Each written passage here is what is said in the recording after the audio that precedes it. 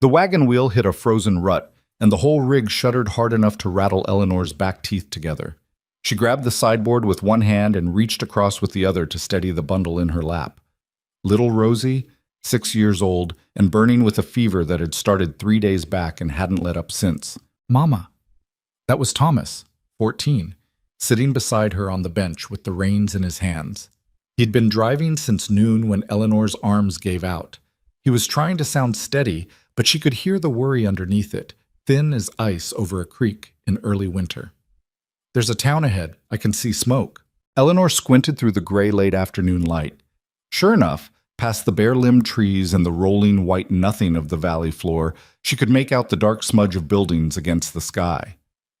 A church steeple. She marked it more by shape than meaning. A water tower. The low geometry of storefronts pressed together for warmth. Blackstone Valley. She'd been saying the name to herself for 6 weeks, the whole long journey from Missouri. Blackstone Valley. Blackstone Valley. Like if she said it enough times, it would start to feel like something real, something safe. Now that it was actually in front of her, all she felt was tired. Too tired even for relief. "Keep going," she said. "Don't stop until we're on the main street." Behind her in the wagon bed, she could hear the other 8 sorting themselves out. Caleb, 15, and the oldest after Thomas, though he'd argue about that depending on the day. Agnes, 12, perpetually put upon, currently trying to keep 7-year-old James from dangling his arm over the side. The 4 younger ones, Hannah and George and May and little Daniel, had been a mass of tangled limbs and complaints for most of the afternoon, but they'd gone quiet now, pressing up to look between the wagon slats at the town coming toward them. Children always went quiet when something new was about to happen. Eleanor had learned that years ago. It was one of the few mercies of their curiosity. It gave her a moment to think.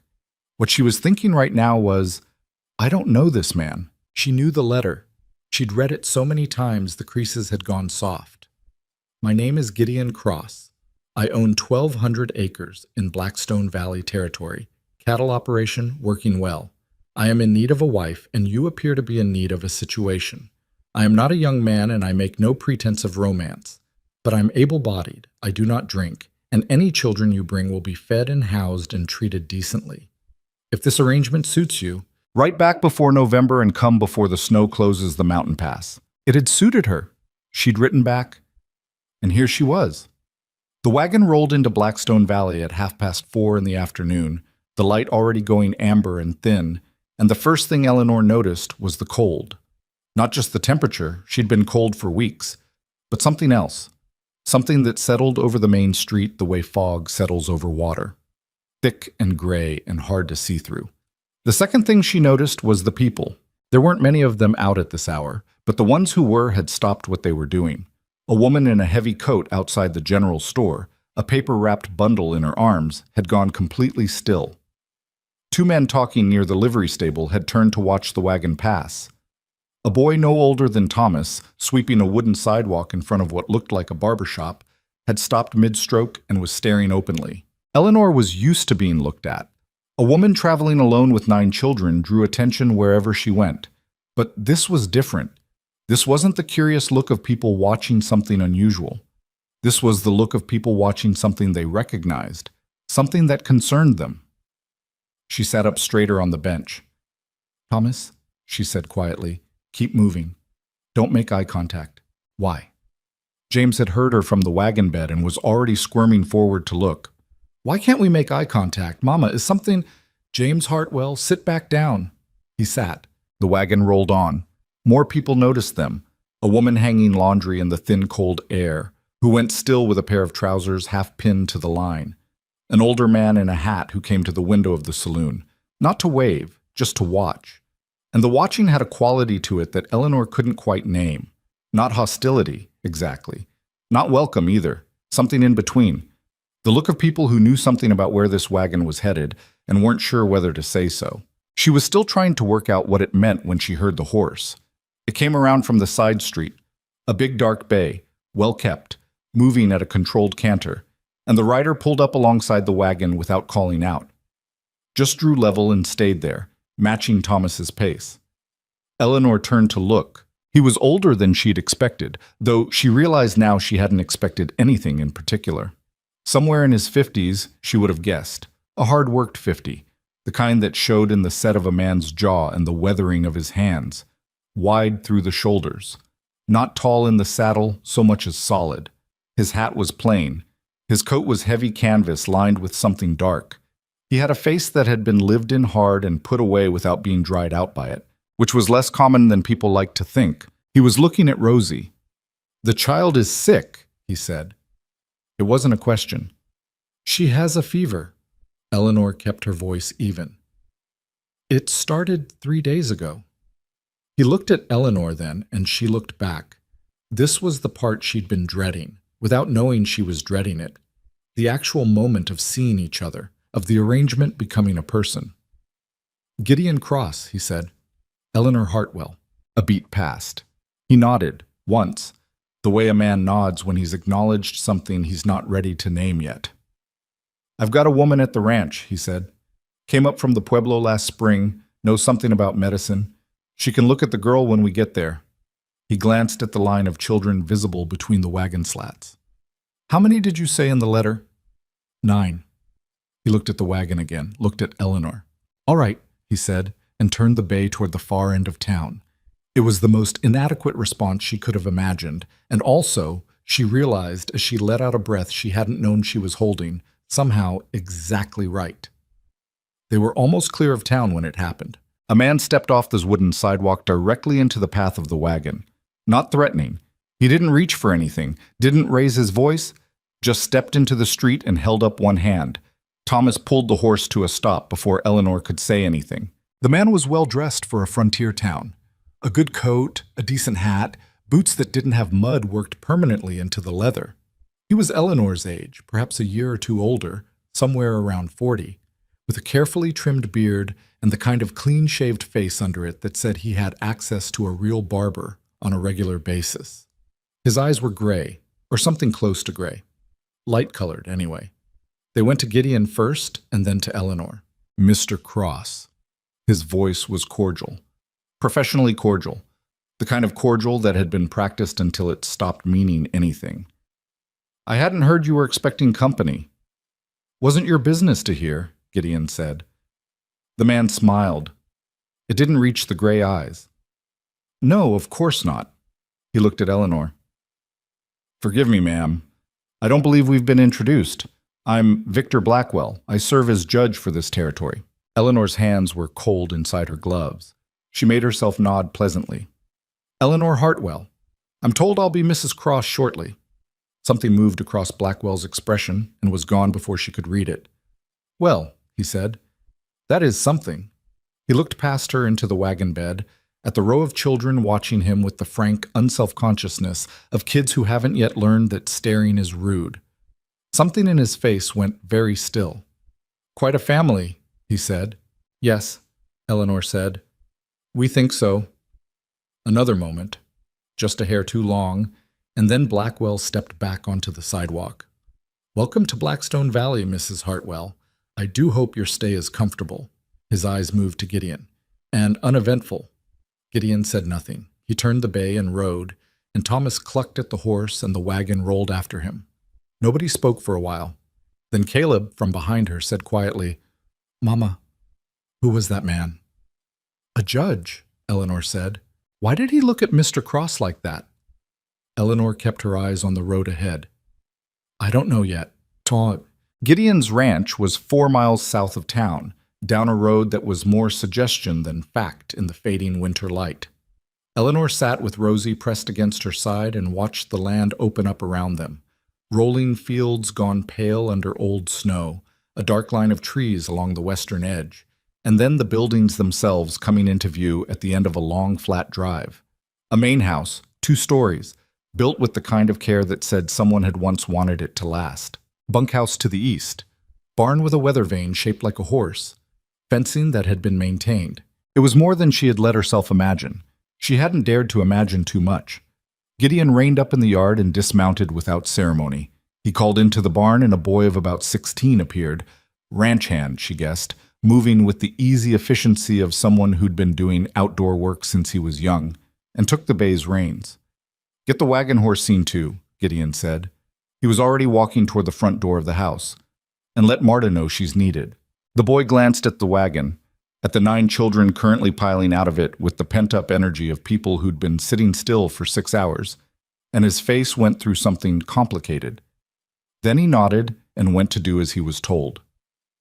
Eleanor climbed down from the bench. Her legs felt wrong after so long in the cold, stiff, and unreliable, and she would have stumbled if Thomas hadn't appeared at her elbow. She steadied herself against the wagon wheel and stood up straight. "All right," she said to the children, because someone had to say something. "This is where we're going to live. Be polite. Don't touch anything you haven't been told you can touch. Agnes, keep hold of Daniel." "I always keep hold of Daniel," Agnes said with the righteousness of a 12-year-old who is technically correct. "Keep holding him then." Gideon had stopped at the front door and was waiting. Not impatiently. He didn't seem like a man who wasted energy on impatience, but waiting. Eleanor walked toward him with Rosie in her arms, the child heavy and hot against her chest, and when she reached the steps, he held the door open. "It's warm inside," he said. It was. The front room had a fire going in the stone hearth, and the warmth after the frozen afternoon hit Eleanor like something physical. She heard one of the younger children make a sound behind her. Not quite a word, just a sound. And she understood it completely. She felt the same thing. The particular relief of warmth when you'd been cold so long you'd stopped noticing it. A woman came through from the back of the house, short and sturdy, somewhere past 50, with dark hair streaked gray and the capable hands of someone who'd spent a lifetime making herself useful. She looked at Eleanor and then immediately at Rosie, and her face sharpened in a way that said she knew what she was looking at. "The fever?" she said. 3 days, Eleanor said. "She drank water this morning, but not much. She's been sleeping more than she should." The woman, Marta, held out her arms and Eleanor passed Rosie over without hesitation, which surprised her a little. She didn't let people handle her children easily, but something in the way Marta moved made it feel safe. "I'll put her in the back room where it's quieter," Marta said. "You come when the others are settled." She carried Rosie away through a doorway, and Eleanor stood in the middle of someone else's front room with 8 children filing in behind her and a stranger watching from near the fireplace, and tried to figure out what came next. Gideon was watching her work it out. She had the sense he was observant in the way that quiet men often are, not missing much, not commenting on most of it. "There are 4 rooms upstairs," he said. "I've had them prepared. The oldest 2 boys can take one, the girls another, the younger children the third." He paused. "I've been in the front room down here. There's a room at the back of the house that was—" He stopped. Started again. "That's been empty. You can have that one." She noticed the stop, filed it away. "Thank you," she said. "That's more space than we've had in a long time." He nodded. He was looking at the children now, who were looking back at him with a range of expressions. James openly curious, Agnes cautiously suspicious, little Hannah pressing herself into Eleanor's side with her thumb nearly in her mouth, despite being old enough to know better. Thomas had stationed himself slightly in front of his mother. Not obviously, but Eleanor noticed. She noticed a lot of things about her children that other people didn't. "The kitchen is through there," Gideon said. "Marta can feed them when she's done with the girl." He looked at Eleanor again. "The ceremony can wait until the girl is better. The circuit preacher comes through in—" "We don't need to discuss the ceremony tonight," Eleanor said. He looked at her. She looked back. Something in his face shifted. Not annoyance, not relief. Something else that she couldn't read yet. "All right," he said. Dinner was venison stew, which Marta produced from what seemed like nothing in under an hour, and cornbread from a pan that had been warming on the back of the stove. Eleanor sat the children at the long kitchen table and watched them eat. They were quiet at first, the quiet of people who weren't sure of the rules yet, who were eating carefully in a stranger's house, and then gradually the noise came back. James asked if there were horses in the barn. Hannah spilled broth on her sleeve and looked at Eleanor in horror, and then in relief when Eleanor just handed her a cloth without a word. George and May began a whispered argument about something that had happened 2 days ago in the wagon and had apparently never been resolved. Normal sounds. Eleanor felt something in her chest loosen slightly. She looked across the table at Gideon, who was eating without apparent awareness of the chaos around him. Or not unawareness, more like a man who had adapted his awareness to exclude noise he couldn't control. He caught her looking, and something in his expression asked a question. "They're fine," she said quietly. "They're always like this." "I know," he said, which surprised her. "I had brothers."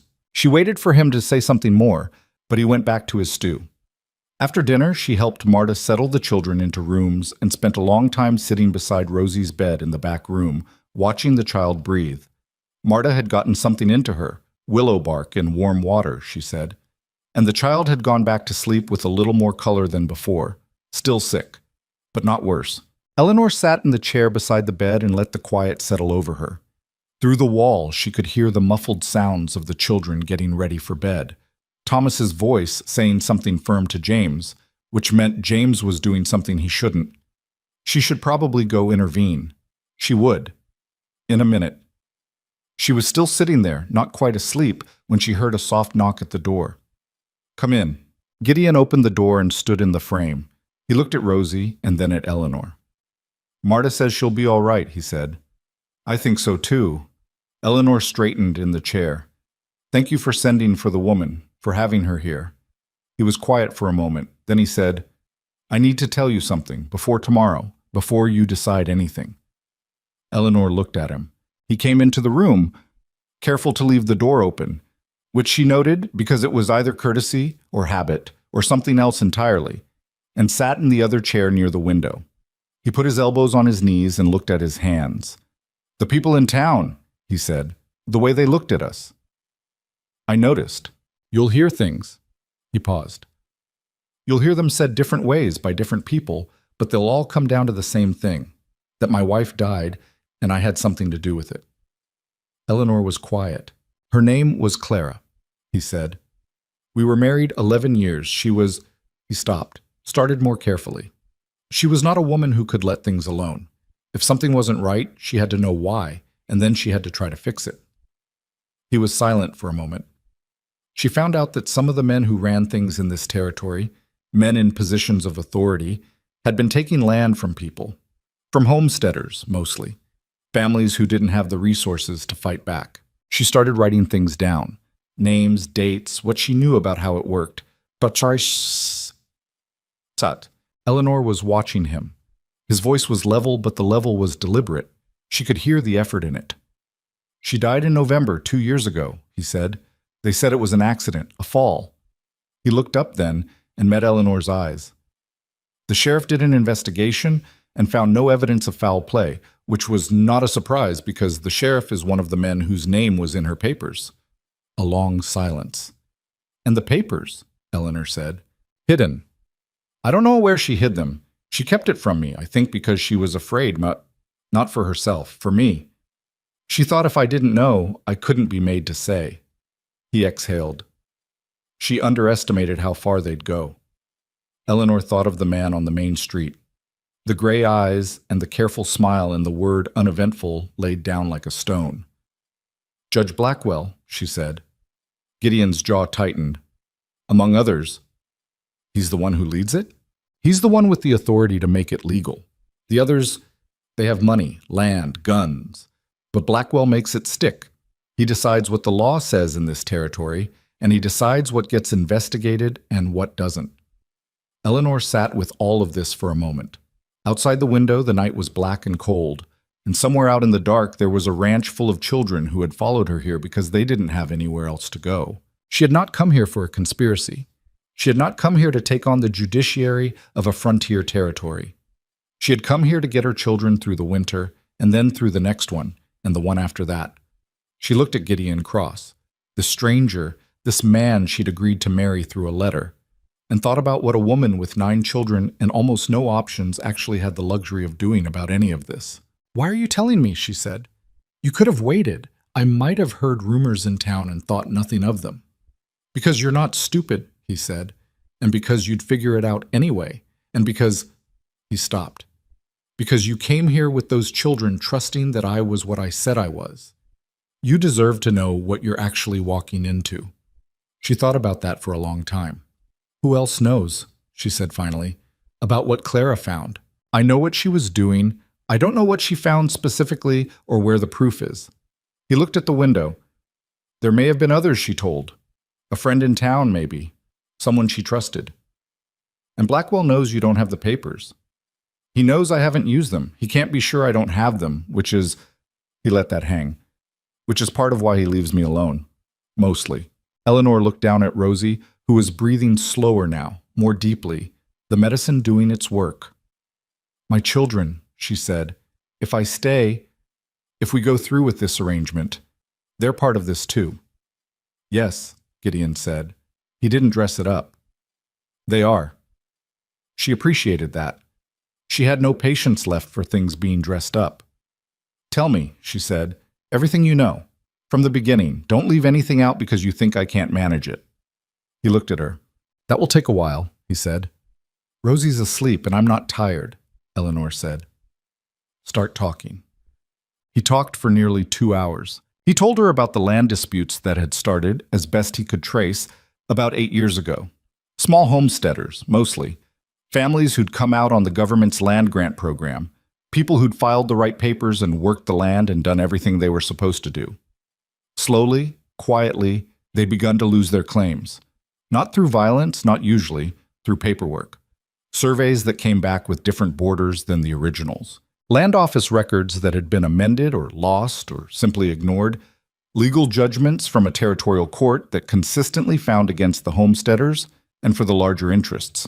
Blackwell's court. He told her about the money. How the land once obtained was being sold or leased to a small group of investors who had connections back east. Men who never came anywhere near Blackstone Valley, but who were profiting from it. He named 3 names he knew. There were likely more. He told her about Clara. She had been the one to see the pattern first, he said.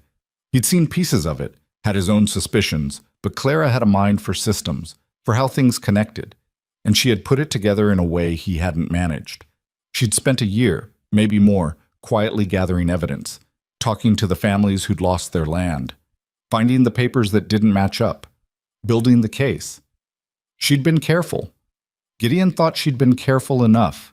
He'd been wrong. The morning they found her, he said, I was at the south pasture with 2 of the hands, mending fence. I'd been there since first light. 3 witnesses. His voice was flat in the way that voices go flat when emotion has been stripped out of them by repetition, by having to say a thing so many times it stops feeling like a real thing. It didn't matter. The story was already in place before I got back to the house. Who told the story? Blackwell himself came to tell me. That was the part that he stopped. He came personally, said he'd heard from one of the ranch hands that there'd been an accident. He was already organizing the inquiry before I'd had time to... He pressed his hand over his mouth briefly. Let it drop. He was very kind about it, said all the right things, and the whole time I knew he was watching me, waiting to see what I'd do. Eleanor thought about the gray eyes on the main street, the kindness in them that didn't go anywhere. What did you do? Nothing, he said. That was the choice I made. Because the moment I made a move, the moment I said anything publicly, they'd have the excuse they needed. And without Clara's evidence, without something, I had no ground to stand on. He looked at his hands, so I kept quiet and kept the ranch running and waited. For what? He was quiet for a moment. I don't know. Something to change, some angle I hadn't seen. He looked up at her. And then I got a letter from an agency in Missouri saying there was a widow woman with 9 children who needed a situation. Eleanor sat with that. You didn't think about the risk, she said, of bringing someone else into this. I thought about it, he said. I told myself it wasn't my business anymore, that Clara's evidence was gone and Blackwell had won and all I could do was run my ranch and outlast him. A pause. I don't think I ever actually believed that. She understood that. The thing you tell yourself and the thing you actually believe were very different animals. And sometimes you could hold both of them at the same time without noticing the contradiction until something forced you to look. I need to think, she said. Of course. Not about whether to stay, she added. We're staying. We don't have anywhere else to go, and it's December, and Rosie is sick. She met his eyes. I'm thinking about what comes next, about what we do. He looked at her for a long moment. We, he said, You said you needed a wife. I'm guessing you meant more than someone to run the house. Eleanor, I have 9 children who need a safe place to live, she said. And from what you're telling me, this place isn't safe unless Blackwell has a reason to leave you alone. Right now, the reason is that he thinks you might have the evidence and he doesn't want to push you into using it. She kept her voice even, thinking out loud. If he figures out you don't have it, that reason goes away. Yes, Gideon said carefully. So we need to either find the evidence or give him a reason to believe you have it. She paused. And in the meantime, we need to know everything Clara knew, everyone she talked to, every piece of the pattern she put together. Gideon was looking at her the way she'd occasionally seen people look at her since Robert died, with something between surprise and a kind of assessment, recalibrating what they'd assumed. You came here with 9 children and $4, he said, and you're sitting in a stranger's house at midnight working out how to take on a corrupt judge. Someone has to, Eleanor said. And my children are here now, which means my children's safety is here, which means I don't have the option of not working it out. A long silence. Then Gideon said, There was a woman in town, Annalisa Brenner. She and Clara were friends, close friends. If Clara told anyone what she knew, it would have been Annalisa. I'll need to meet her. She runs the post office. You'll have a reason to go in. Eleanor nodded. She looked down at Rosie again, at the child's flushed face and slow-moving chest. She'll be better in a few days, she said. We can go to town then. She looked up at him. Get some sleep. There'll be time to plan in the morning. He stood up. He paused at the door. You should know, he said, that what you're talking about is dangerous. What happened to Clara? I know what happened to Clara, Eleanor said. I'm asking you to help me make sure it doesn't happen to anyone else in this house. He looked at her. Just for a moment, something moved across his face that she couldn't fully read. Something old and tired and complicated that had been there longer than she'd known him, which was only one day, and already she felt she'd known him longer than that. All right, he said. She listened to his footsteps move down the hall. Then she turned back to her daughter, and the fire in the grate settling low, and the particular cold that came in around window frames no matter how well they were chinked. She sat there in the quiet and let herself think about Robert, just briefly, just a moment, and then she set him aside the way she'd learned to do. Not forgotten, just set aside because there was too much ahead of her to spend time looking back. Blackstone Valley. She'd been saying the name for 6 weeks. Now she was going to have to figure out what it meant to make it hers. Rosie's fever broke on the 3rd morning. Eleanor was there when it happened. She'd been there most of the night, dozing in the chair beside the bed, with her coat pulled over her shoulders, waking whenever the child shifted or made a sound. Around 4 in the morning, she woke to find Rosie watching her with clear eyes and asking, in a small voice that carried an edge of complaint, whether there was anything to eat. Eleanor put her forehead down on the edge of the bed and breathed. Yes, she said, when she could trust her voice. There's plenty to eat. She carried Rosie to the kitchen herself, wrapped in a quilt, and sat with her while Marta heated broth and sliced bread, and pretended not to notice that Eleanor's hands were unsteady. The older woman had a gift for that kind of discretion, for seeing things and knowing when not to name them. Eleanor had noticed it from the first night and was grateful for it now. By the time the other children came downstairs in various states of wakefulness, Rosie was sitting up on her own and eating bread, and the general mood of the household shifted in the way it always did when the worst thing you'd been afraid of quietly stepped aside. James declared that Rosie looked like a ghost, which earned him a look from Agnes and a scowl from Rosie herself, which was perhaps the best sign of all. Gideon came in from the barn while they were all still at the table. He stopped in the doorway, looked at the scene, and then looked at Eleanor. Better? She said. He nodded and poured himself coffee and sat at the far end of the table without another word. But she noticed that he ate slower than usual that morning, like a man who'd been waiting for something and could afford to stop rushing now that it had come. She was beginning to understand something about him. He wasn't a man who said things he didn't need to say. It made him seem cold to people who didn't know how to read the silences. But Eleanor had lived with a talker for 15 years. Robert had filled every room he walked into with sound. And the contrast was strange, but not unwelcome. There was something restful about a man who didn't perform. Over the next 3 days, she learned the rhythms of the ranch.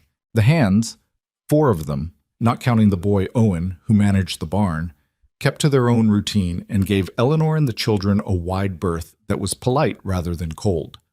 The eldest among them, a weathered man named Cord, who she guessed was somewhere past 60, had a way of appearing at useful moments to move something heavy or explain how a piece of equipment worked, and then disappearing again before she had to figure out what to say to him. She appreciated that too. The house itself was larger than it had looked from outside. The kitchen was well stocked. Marta kept it that way, had kept it that way through the 2 years since Clara's death, a fact she mentioned once and didn't belabor. The front room had the big hearth and enough space for the children to spread out in the evenings. Upstairs, the 4 rooms held the various collections of children with approximately as much success as could be expected, which is to say there were territorial disputes and occasional loud noises, and at least one incident involving James and a window that Eleanor decided not to investigate too closely. The back room that Gideon had given her was small and plain: a bed, a washstand, a chest of drawers, a single window looking out toward the south pasture. She noticed that the walls were very clean in one spot near the window, cleaner than the rest, the kind of clean that comes from something having been taken down and the mark beneath it scrubbed away. She didn't ask about it. On the 4th morning, Rosie declared herself completely recovered and requested to see the horses. Eleanor allowed it under Thomas's supervision and spent the resulting quiet hour sitting at the kitchen table with Marta and the remains of the breakfast coffee. "Tell me about Clara," she said. Marta didn't look up from the bread dough she was working. "What do you want to know?" "What she was like, what kind of woman she was." A pause. Marta's hands kept moving. "Why?" "Because I'm living in her house," Eleanor said, "and because her husband told me something about what she was doing before she died, and I want to understand who was doing it." Marta was quiet for a while after that, long enough that Eleanor thought she wasn't going to answer. Then she set the dough aside and wiped her hands on her apron. "She was stubborn," Marta said, "the kind of stubborn that looks like strength from a distance and feels like a wall when you're up close to it." She looked at Eleanor. "She had a good heart, a genuinely good heart, but she couldn't look at a wrong thing and walk away from it. It wasn't in her nature." "And Blackwell," Eleanor said. "She was investigating him specifically?" "She was investigating all of them. But Blackwell was the center of it." Marta picked up her coffee cup and turned it in her hands. "He was here for dinner once, before I understood what he was. He sat at that table and told stories about his time back east, about the law school he'd attended, about the principles of justice." She set the cup down. "He's an educated man. That's the worst part of it. He knows exactly what he's doing and why it's wrong, and he does it anyway." Eleanor thought about the clean patch on the wall of her room. "Did Clara keep anything in the house? Records, papers?" "Not where I knew about," Marta said. "She was careful. After she was gone, men came and looked through the house. They were polite about it. Gideon let them, because refusing would have looked like he had something to hide." She paused. "They didn't find anything." "Either because there was nothing to find," Eleanor said, "or because Clara hid it somewhere they didn't look." Marta looked at her steadily. "That would be my guess too," she said. On the 5th day, Eleanor went to town. She brought Thomas and Caleb with her. Thomas because he was reliable, and Caleb because he was the kind of boy who noticed things, and she wanted his eyes, and left Agnes in charge of the younger children with the authority that only a 12-year-old who has been given a clear mandate can bring to bear. Marta was there too, but Eleanor had learned that Marta's authority ran on different rails than the children's, and a transitional structure was necessary. The wagon ride into Blackstone Valley in daylight was different from arriving in it at dusk. She could see it properly now, the way the mountains framed it to the west, still heavy with snow at the peaks. The farmland coming in from the south, most of it dormant under the winter gray. The town itself sitting at the junction of 2 roads, a collection of maybe 30 buildings in various states of permanence, from the solid stone-fronted bank to the leaning, slightly left saloon that looked like it had been built in a hurry and regretted it. She noticed people noticing her, not all of them. Most of the town went about its business without looking up. But enough. A woman who watched from the doorway of the dress shop. 2 men outside the hardware who stopped their conversation as the wagon passed. A boy who ran alongside for a few steps before veering away. "They know whose wagon this is," Caleb said from beside her on the bench.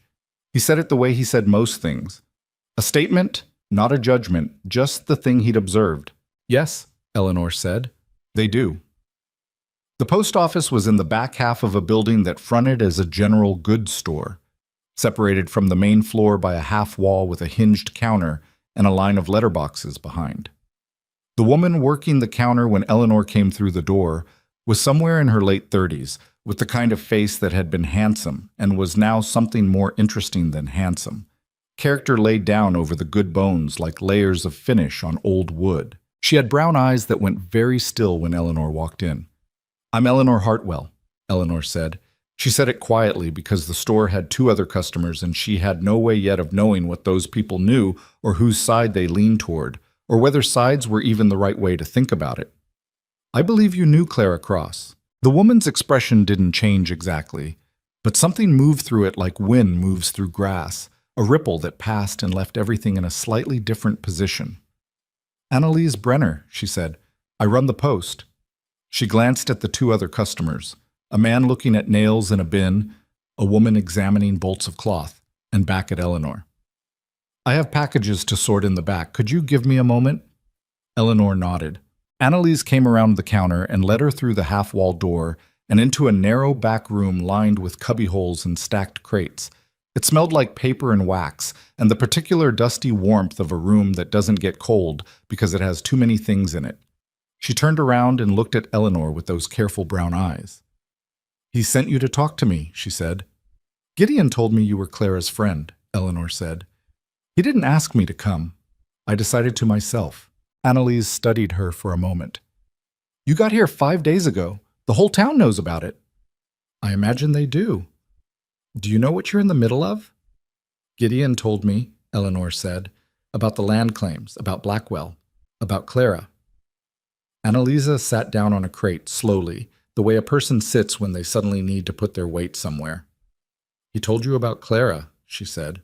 He told me what she was doing, what she found. Eleanor paused. He doesn't know where she hid the evidence. He thinks maybe you do. Annalisa was quiet for a long time, long enough that Eleanor could hear the murmur of the customers out front, and somewhere in the store, a clock ticking. She didn't tell me where, Annalisa said finally. She was careful about that. She said it was safer if I didn't know the location, but she told me. She stopped. Her jaw worked. She told me what was in it, the full scope of it. Eleanor sat down on the edge of a crate across from her. Tell me, Annalise told her. It took a long time, and it was worse than Eleanor had expected, which was saying something because she had expected it to be bad. 43 families. That was the number Annalisa said Clara had documented. 43 families who had lost land or property through Blackwell's court and the system of falsified records supporting it.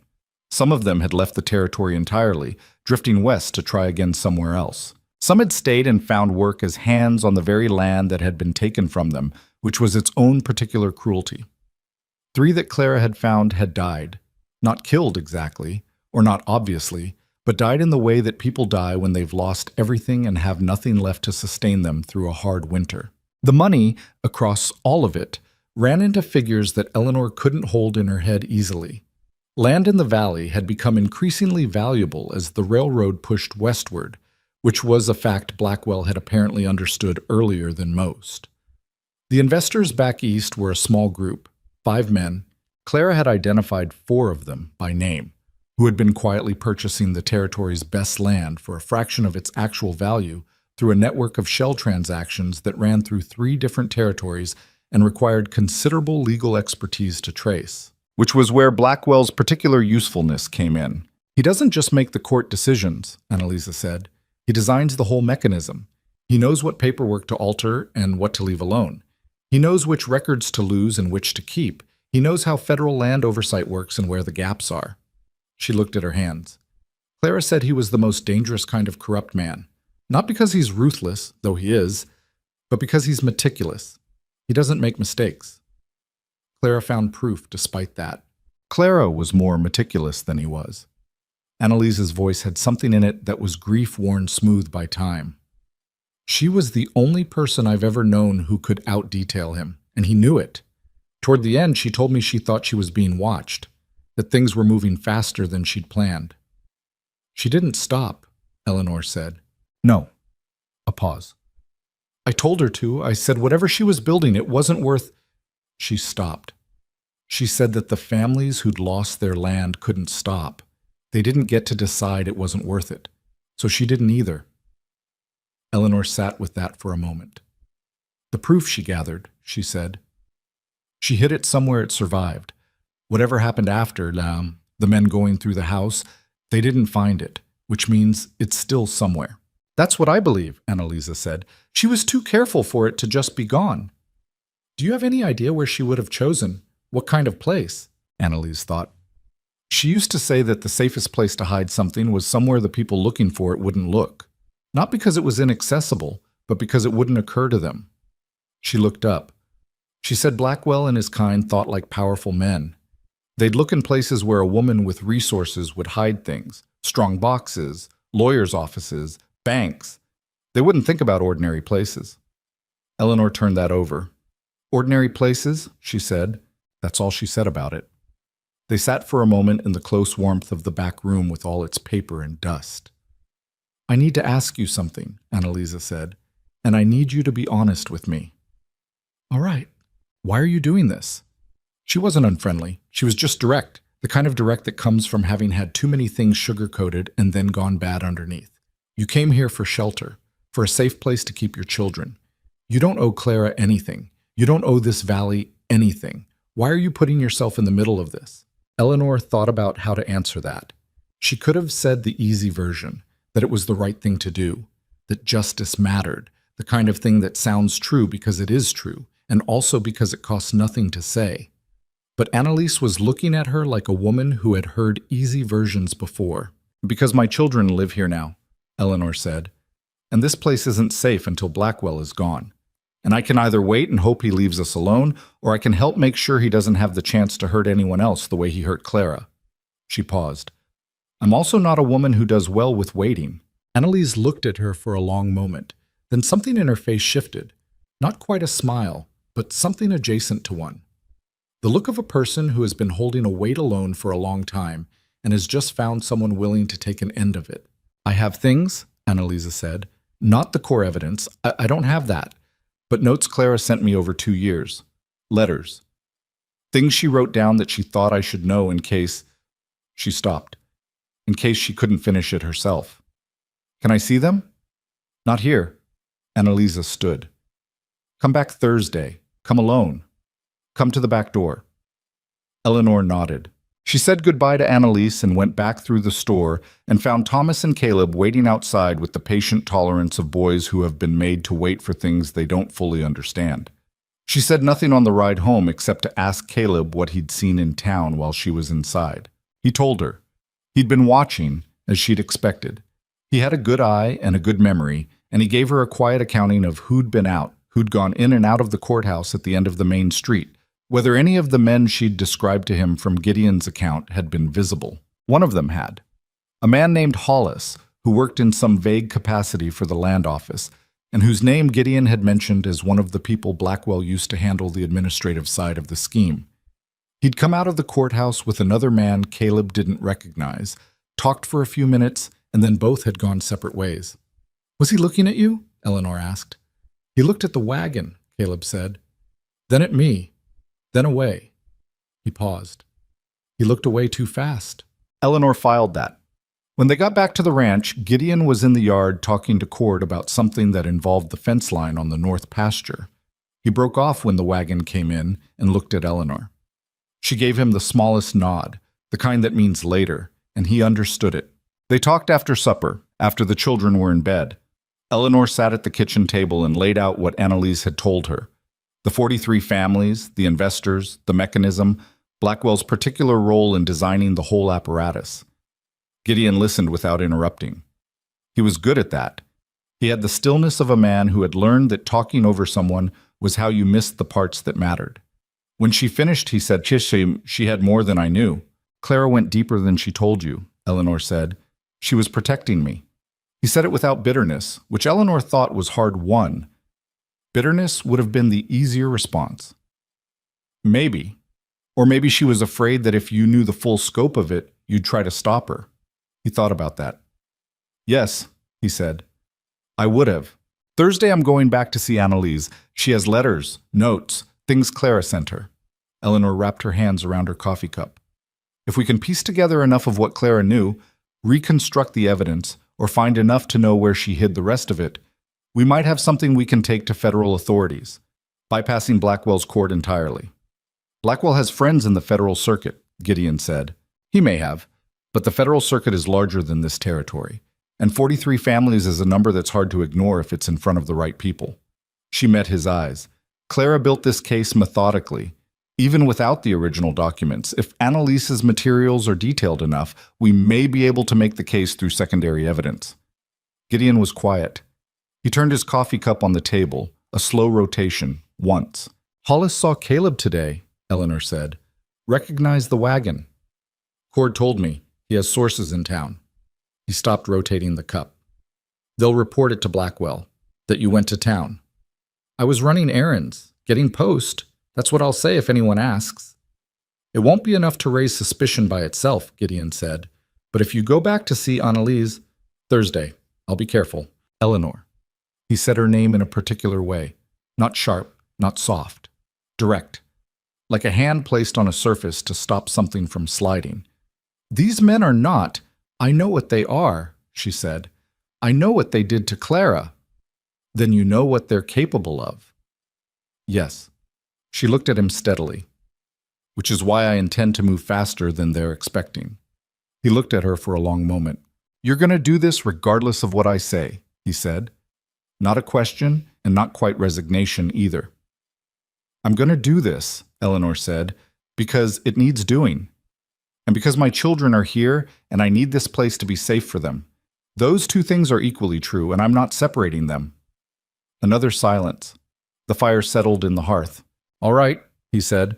Then I'll tell you what I know about Hollis and the two other men at the land office. Things I noticed over the past 2 years that I didn't have anyone to tell. She got up and brought the coffee pot back to the table. Sat down again. Start at the beginning, she said.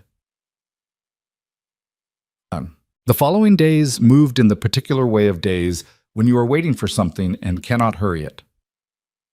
Eleanor ran the household and helped Marta and got her children settled into something resembling a routine, which was harder than it sounded because 9 children have 9 separate opinions about what a routine should look like, and reconciling them required the kind of diplomacy that made frontier politics seem simple. Rosie recovered fully and became the shadow of Owen, the barn boy, who bore this with a patience that Eleanor suspected came from being an only child and finding the novelty of being followed around by a 6-year-old with questions somewhat charming. Hannah attached herself to Marta in the kitchen with an intensity that the older woman seemed to find either endearing or exhausting depending on the hour. James found a litter of barn cats and appointed himself their official caretaker, a position the cats appeared to be largely unaware of. Thomas and Caleb were different. They were older, and older meant they understood more, and understanding more meant they couldn't entirely settle. She could see it in the way Thomas watched Gideon, studying the man the way you study someone you're trying to decide whether to trust. And she could see it in Caleb, who was quieter than Thomas and more interior, who had taken to going for long walks around the ranch perimeter in the mornings, ostensibly to look at things, but Eleanor suspected primarily to think. On the second day, Caleb came to her in the afternoon while the others were occupied and said, "The foreman, Cord. He watches the road." Eleanor looked up from the mending she was doing. "What do you mean?" "Every morning and most afternoons," Caleb said. "He finds a reason to be somewhere with a line of sight to the main road. He's watching for something, or someone." She thought about this. "Does Gideon know?" "I think Gideon asked him to." She nodded slowly. Gideon watching the road through Cord, not wanting to be seen to be watching himself. Careful, in the way that 2 years of being watched back had made him careful. "Keep noticing things," she told Caleb. "Write them down if you want to remember them." He looked at her. That particular look he'd had since he was small, the one that meant he was deciding whether to say the thing he was thinking. "Are we safe here?" he asked. She owed him honesty. He was 15, and he was smart, and she had never found any value in lying to smart children about the things that mattered. "Not completely," she said. "Not yet, but we're working on it." He nodded once, the same way Gideon nodded. That gesture of acknowledged information, of filing it somewhere useful.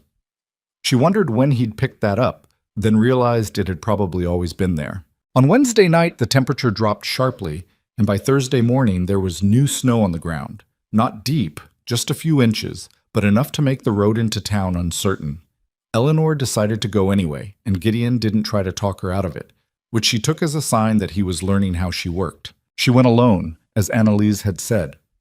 The horse she took was one of Gideon's work horses, sturdy and sensible, and she pushed it to a pace just fast enough to get her there before the light went flat.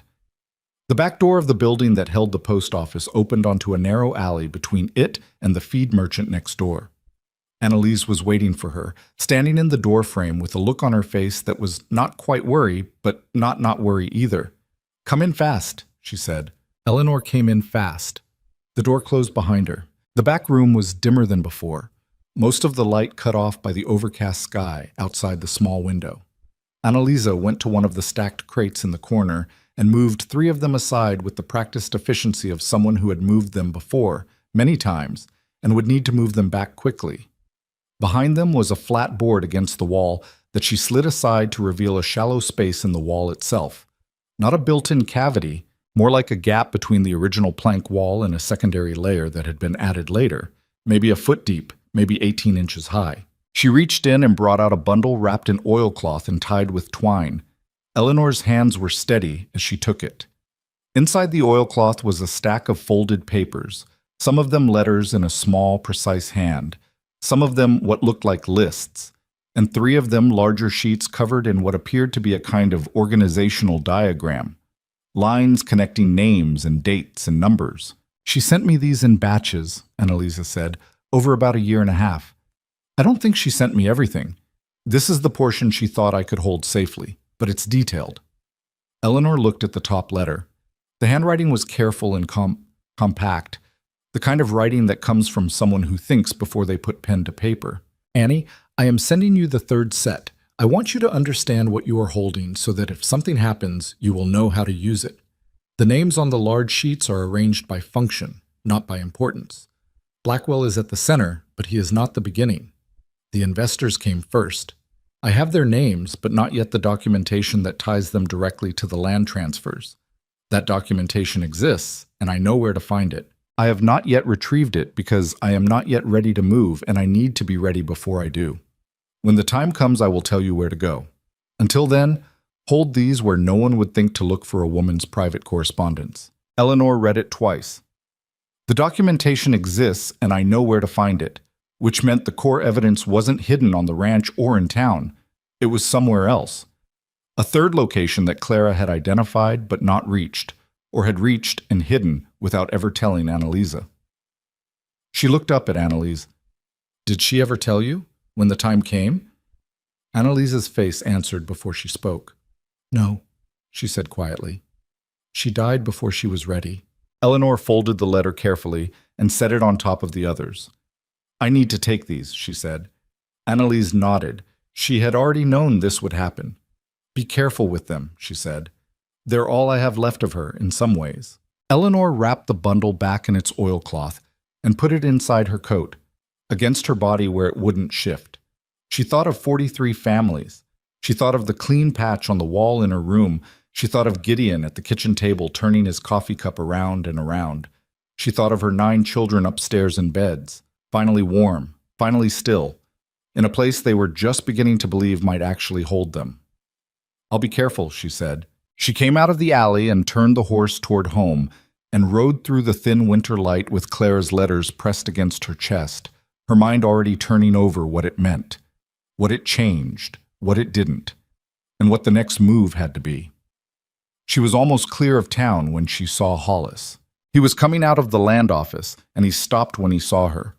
Just for a moment, a pause, a blink, the smallest recalibration.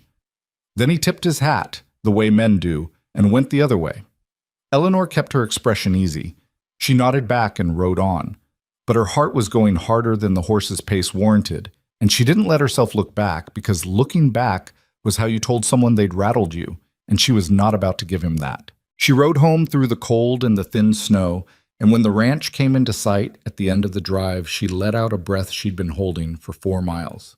Gideon was in the yard. He looked at her face when she came through the gate, and something shifted in his. "Inside," she said.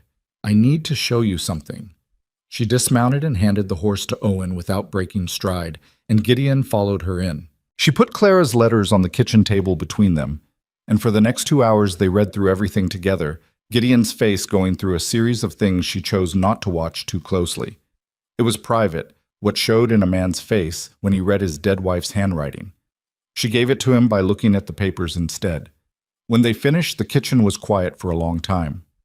"She was closer than I knew," Gideon said finally. His voice was rough. "Yes," Eleanor said. "The documentation she mentioned, where the investors tied to the transfers, she'd found it somewhere. She just hadn't retrieved it yet. Or she retrieved it and hid it and didn't write that part down." Eleanor looked at the diagram Clara had made, the lines connecting names and figures and dates. Either way, it exists. She was sure of it. Gideon put his hand flat on the table, palm down, and was quiet. "She was so damn careful," he said. It wasn't quite anger. It wasn't quite grief. It was the specific feeling of admiring someone and wanting them back at the same time. Eleanor didn't say anything to that because there was nothing useful to say. She just waited until the moment passed. "We need to find it," she said then. "The core evidence, before Blackwell understands what we're doing." "He may already suspect," Gideon said. "He suspects something. He doesn't know what." She looked at the papers. "Hollis saw me leaving town today. He'll report it, but he can't know what I was doing. He'll want to find out. Let him try." She said it more evenly than she entirely felt. "We have these now, and we know more than we did a week ago." She began carefully folding the papers back into the oilcloth. Clara found the documentation, and she didn't leave it with Annalise, which means she hid it somewhere she thought was safe. Somewhere ordinary, she told Annalise, somewhere powerful men wouldn't look. Gideon's eyes moved around the kitchen, around the room they were sitting in. Eleanor looked at him. They were both thinking the same thing, she realized, both looking at the same walls, the same ordinary, unremarkable ranch house that 2 years ago had been the home of a meticulous woman with a mind for hiding things in plain sight. They had been sitting in it for a week. She hadn't finished looking yet. They searched the house that night. Not frantically. Eleanor didn't do frantic, and Gideon seemed constitutionally opposed to it, but methodically, the way you search when you're looking for something hidden by someone who was smarter than the people who came looking after her. They started in the kitchen because Marta had gone to her room and the children were in bed, and it was the one place they could move through without explanation. Gideon took the pantry and the cold storage. Eleanor went over the kitchen walls inch by inch, running her hands along the plank seams, pressing at spots where the wood had maybe been disturbed and re-nailed. She checked the underside of shelves. She pulled out the flour bin and the meal sacks and looked at the floor beneath them. Nothing. They moved to the front room. The big hearth had a stone surround that Gideon knew well enough to say with confidence nothing had been worked into it. He'd repointed the mortar himself the previous spring and would have found anything hidden there. Eleanor checked the window frames, the baseboards, the space under the stairs. Still nothing. By the time they got to the back of the house, to the narrow hallway that connected the kitchen to the back bedroom, Eleanor's room, it was past 10 o'clock, and the fire in the front room had burned down to low orange coals. Eleanor stood in the hallway and looked at the door to her room. "The clean patch on the wall," she said. Gideon looked at her. "What patch?" "Inside, near the window. The wall is cleaner there than anywhere else, like something was taken down and the mark scrubbed away." She pushed the door open and they went in. He saw it immediately once she pointed it out. He'd just never had reason to look before, or maybe had been avoiding looking too closely at this room in particular. He put his hand against the clean area and then moved along the wall to either side. "The board's here," he said. He pressed at one and it didn't give. Pressed at the next one and it shifted. Just slightly. Just enough. They looked at each other. He got a knife from the kitchen and worked the edge of it along the board's seam. It wasn't nailed. It was seated in a groove, fitted in from the side, designed to look like wall planking, but removable if you knew it was there. He worked it out carefully and set it aside. Behind it was a space maybe 6 inches deep and 2 feet wide, running between the interior wall and the exterior log. In it was a tin dispatch box, the kind you could buy at any general store for keeping papers, with a simple latch that had been wound around with a piece of wire. Eleanor's hands were steady as she lifted it out. It was heavier than she expected. Gideon stood very still. She unwound the wire, opened the latch, lifted the lid. Papers. A great many papers, organized with the same careful precision as everything else Clara had apparently done in her life. Survey maps with notations in red ink, land office records, originals, not copies, the kind that should have been filed somewhere official but had instead been quietly removed or substituted. Letters between men whose names she'd seen on Annalise's diagrams. A ledger, small and dense, with figures and dates and initials. And at the top, a single folded sheet, separate from the rest. Eleanor unfolded it. If you're reading this, it means I was not able to finish what I started. I am sorry for that. I want you to know that I understood what I was doing and I did not do it carelessly. The evidence in this box is sufficient to bring a federal case against Victor Blackwell and the 4 men named on the first ledger page. The land records are originals removed from the territorial office. I will leave it to others to judge how I obtained them. The letters are real. The figures in the ledger are documented against their corresponding deed transfers, which are also included. To whoever finds this, these families deserve their land back. That is all this ever was about. CHC. Clara Harriet Cross. Eleanor looked at the initials for a moment. Then she folded the letter carefully and placed it back inside the box. Gideon had not moved. She finished it, Eleanor said quietly. She just didn't get to use it. He sat down on the edge of the bed, and Eleanor let him sit there.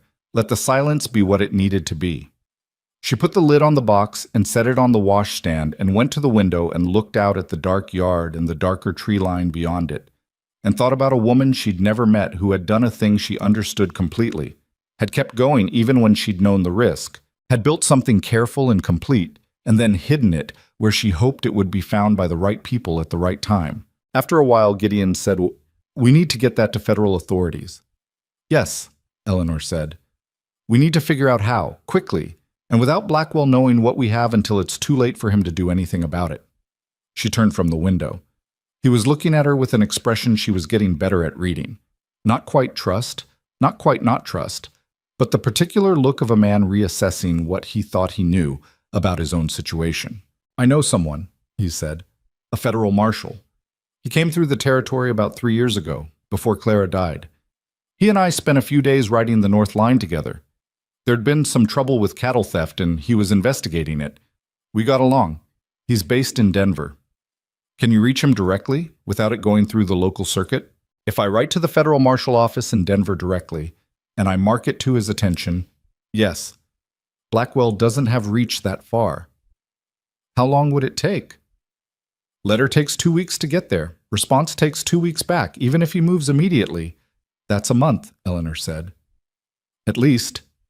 She looked at the tin box on the washstand. We can't send the originals through the mail. If the letter was intercepted... No, he agreed. We'd need to deliver them in person, or have someone deliver them. They were quiet for a moment, both working it out. Write the letter, Eleanor said. Send it tomorrow, first thing, before anyone in town has reason to wonder what you're doing. Tell him what we have and that you need him here.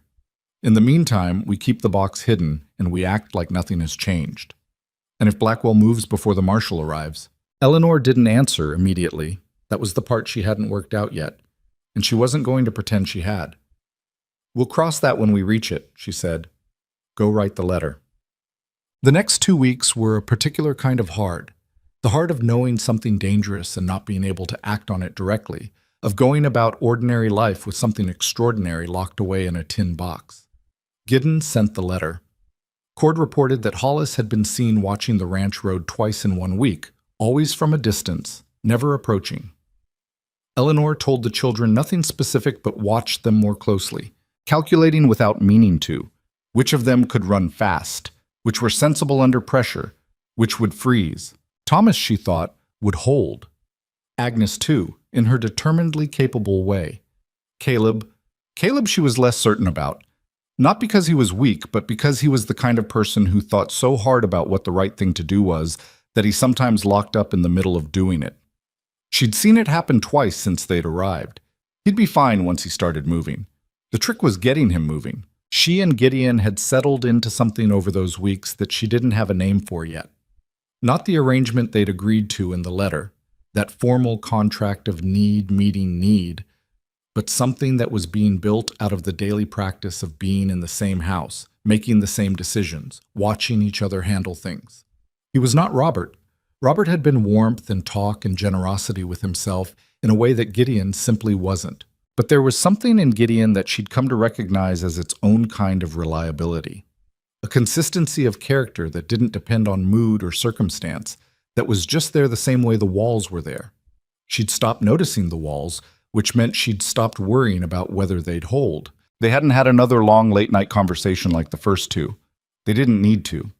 They'd found a shorter language, the kind where a look across the table covered what would have taken 5 sentences a month ago.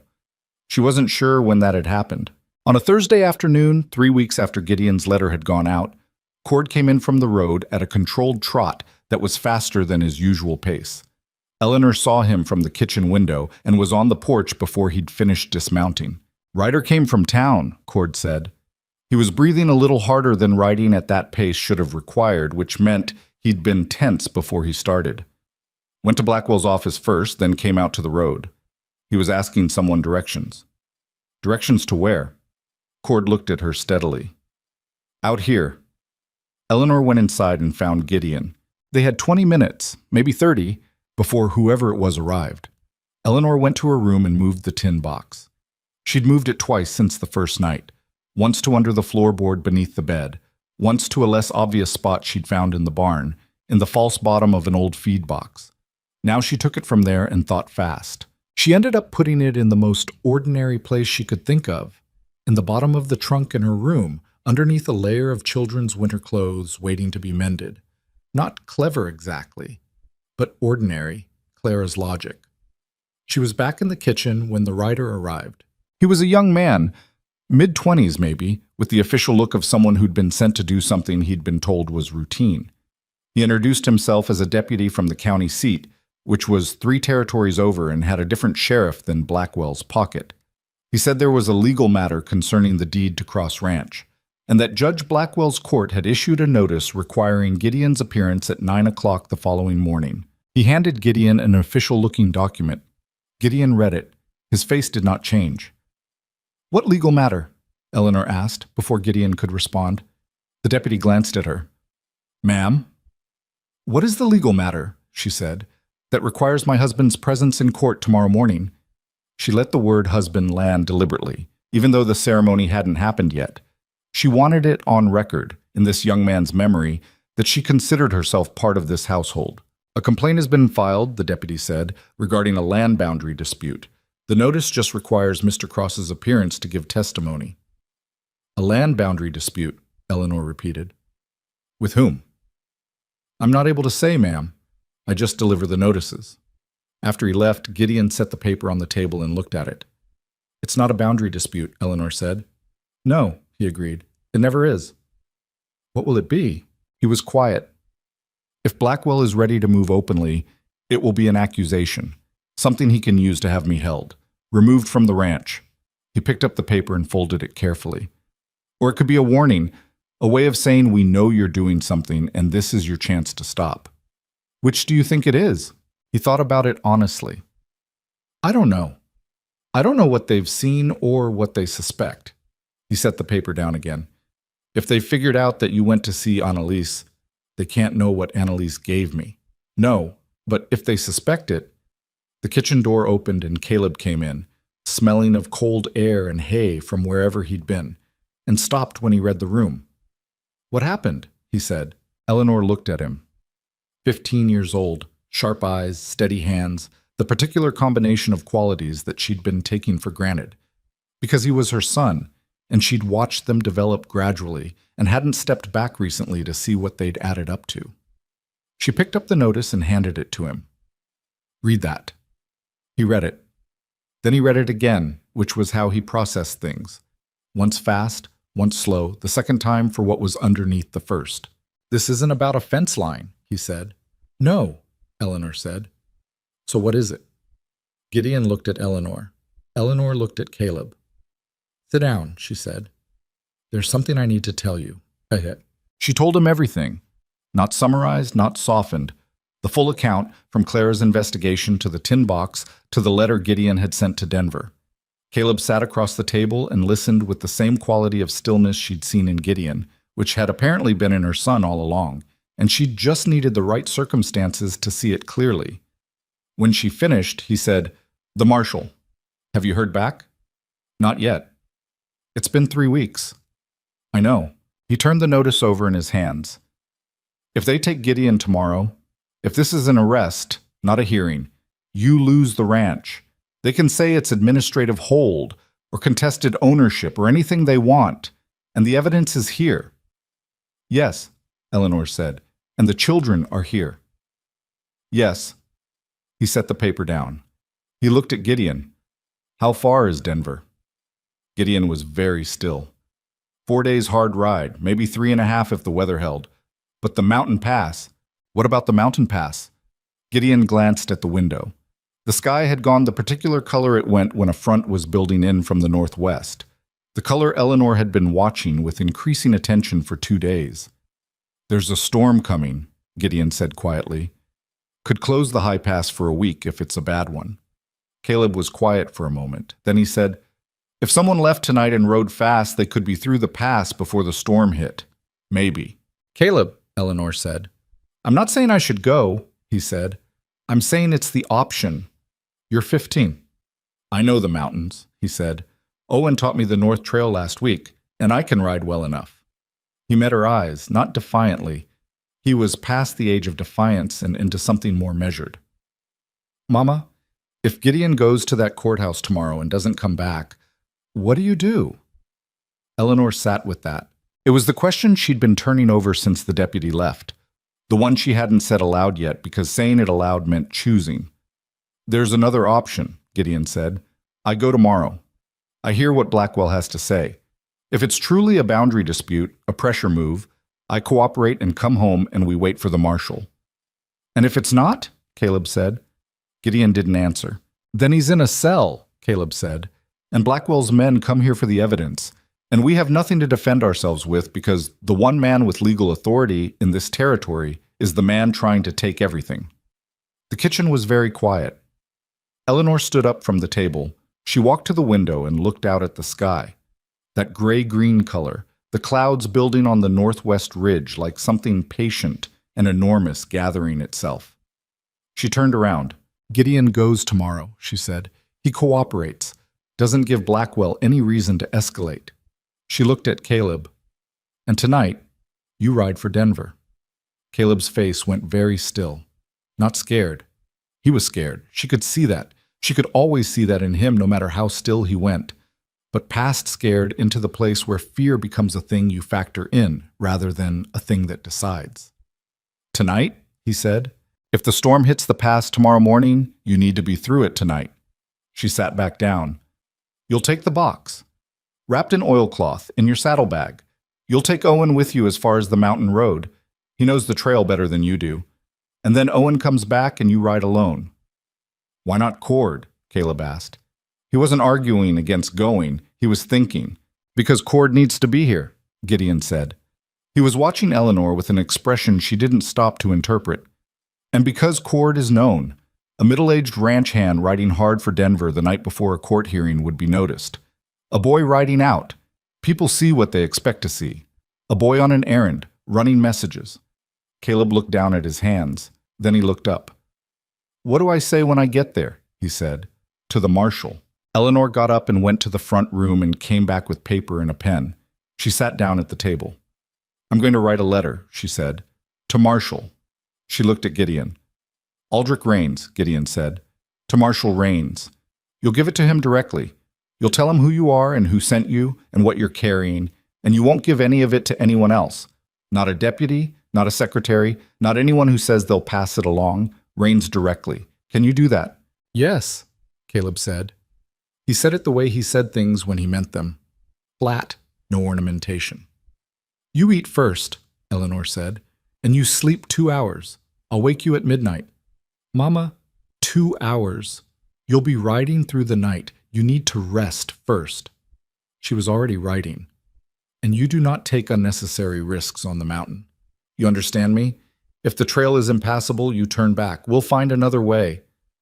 And if the trail is passable but hard, Caleb asked. She kept riding. Then you ride hard. The 2 hours felt like 10 minutes. Eleanor woke Caleb at midnight as promised and watched him eat cold biscuits and cheese at the kitchen table while Gideon packed the saddlebag with the tin box wrapped in 3 layers of oilcloth and tied with enough cord to survive a river crossing. Marta appeared from her room without anyone having to wake her. She had some instinct for when she was needed and handed Caleb a folded cloth packet of food without a word. Owen was waiting at the barn, already saddling the horses, his face carefully neutral in the way of someone who has decided not to let himself feel the full weight of the thing he's doing. Eleanor stood with Caleb at the barn door while Gideon gave Owen last instructions about the route. She put her hands on Caleb's face. He was almost as tall as her now, which still surprised her sometimes, and looked at him. "You remember the letter?" she said. "It's in my coat." Rains directly. "I know. Don't stop in any town along the mountain road. Keep moving until you're through the pass." "Mama." He said her name gently, the way you say a word to someone who's repeating themselves. "I know." She let go of his face. "I know you know," she said. He hugged her. Quick, hard, the way he always did, like he didn't trust himself to do it slowly, and then pulled back and picked up his saddlebag. "I'll be fast," he said. "Be careful," she said. "Fast doesn't matter if careful goes first." He mounted up, and Owen mounted, and the two of them went out through the barn door into the cold black night, and Eleanor stood there listening to the hoofbeats until they faded into nothing and the yard was quiet except for the wind picking up in the tree line. Gideon came to stand beside her. She was not going to fall apart. She was not going to do that. She breathed in the cold air and held it and let it out. "He's a good rider," Gideon said. "I know he is. And Owen knows that trail well." "I know." He was quiet. She was quiet. The wind moved through the pines at the edge of the yard with a sound like rushing water. "You should sleep," he said. "So should you." Neither of them moved for a moment. "Eleanor," he said. He stopped. "Tried again. If tomorrow goes badly, if Blackwell is moving to arrest me, I need you to not fight it. I need you to let it happen and keep the children inside and wait." "I understand." "I mean it. Whatever Blackwell does to me, they can't make a case stick once the marshal has the evidence. The worst he can do is hold me for a few days. But if you give him a reason to move against you—" "I understand," she said again. And she meant it. And she also knew that understanding something and being able to do it were not always the same animal. But she would do it. She had 9 children in this house, and one riding through the mountains in the dark, and she could not afford anything except the most strategic version of herself until this was over. She went inside. She lay down on her bed in her clothes and listened to the wind build outside and tried not to think about mountain passes. Gideon left for town at 8 o'clock in the morning. The sky had gone the color of iron by then, the clouds packed in low and heavy over the peaks, and the temperature had dropped another 10 degrees overnight. He'd put on his good coat and his decent hat, the ones he wore when he needed to look like a man with standing rather than a man with worries. And Eleanor had stood on the porch and watched him ride out the same way she'd watched Caleb ride out, still with her hands at her sides, calculating. Cord came up beside her. "I'll have 2 of the men on the road," he said. "Close enough to see, but not close enough to be noticed." He paused. "If things go wrong, they'll ride back." "How will they know?" "They'll know," he said, with the certainty of a man who has read situations for a long time. Eleanor nodded. She went inside. The morning was the longest of her life, or at least it competed hard with the morning Robert died and the morning after, and the particular morning 2 weeks into the journey west when she'd woken up and for the first time genuinely didn't know if they were going to make it. She kept the younger children occupied, set them tasks, kept them moving, kept the noise and the ordinary chaos of a large family going, because the ordinary chaos was a thing she could manage and management was what she had instead of control. Thomas knew something was happening. He was 14 and observant, and he'd been watching the road since breakfast. Eleanor told him that Gideon had a legal matter in town and would likely be back by afternoon, and she said it in a tone that asked him to be the person she needed him to be today. And he was. He took charge of the younger ones without being asked and didn't press her for details she hadn't offered. Agnes kept the kitchen running with Marta. She was 12 and took the responsibility with the seriousness that 12-year-olds bring to things that feel important, which meant she also narrated everything she was doing at considerable volume. But Eleanor decided that was fine. Noise was fine. Noise meant everyone was here. She was putting Hannah down for an afternoon rest. The 4-year-old had picked up on the ambient tension in the way small children do and was clingy and fractious when she heard hoofbeats in the yard. Fast hoofbeats. She came downstairs to find Cord already at the door. One of the ranch hands, Pete, the young one, barely older than Thomas, had ridden back hard. He was breathing fast, his horse sweating despite the cold. They arrested him, Pete said. Judge Blackwell came out of the courthouse himself, and there were 4 men with him, and they took him off his horse right there on the main street. He looked at Eleanor. They said he killed a man, a drifter who turned up dead near the south pasture last week. They said Gideon did it. The room was very quiet. He didn't kill anyone, Thomas said, from behind Eleanor. His voice was tight. I know that, Pete said. He looked at Eleanor. What do you want us to do? Eleanor stood very still for a moment. Everything she'd prepared for, everything she'd told herself she'd do if this happened. It was all lined up and available. She just had to choose it. Let it happen. Whatever Blackwell does to me, they can't make a case stick once the marshal has the evidence. Nothing, she said. Not yet. Mama, Thomas said. Not yet, she said again. She turned to look at him.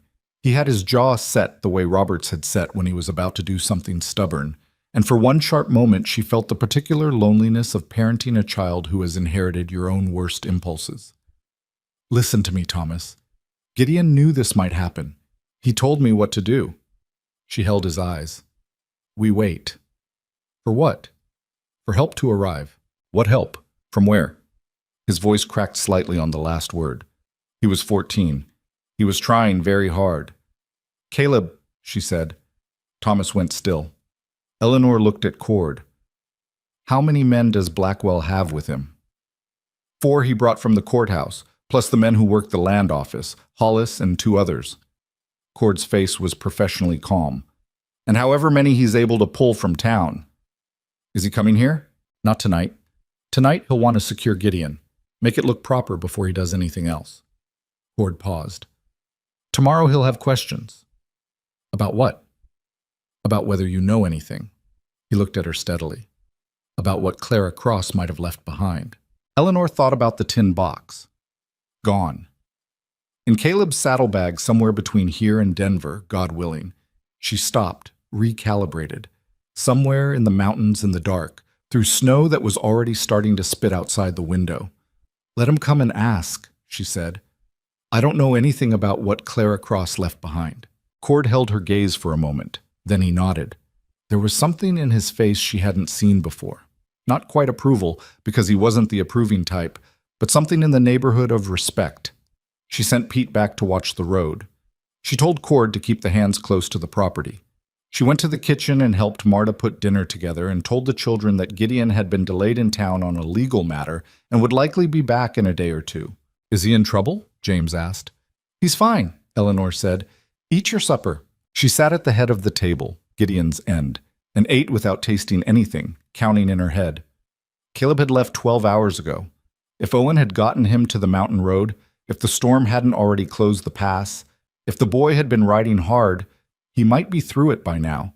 He might be on the other side, the Denver side, with the tin box and the letter and 43 families' worth of stolen futures in his saddlebag. Or he might be somewhere in the mountains, in a blizzard. She didn't say that. She put her fork down and looked at her children eating, all 8 of them, around this stranger's table, in this stranger's house, which was beginning to feel, just barely, like it might be becoming something else. And she thought, I will not lose this. I will not lose what we have built here, and I will not lose that boy in the mountains. And I will not let Blackwell have this ranch, and these children, and the lives that Clara Cross died trying to protect. She thought that, and she kept eating. Outside, the storm hit. It came in fast, the way mountain storms come in, without much warning after the long warning of the building clouds.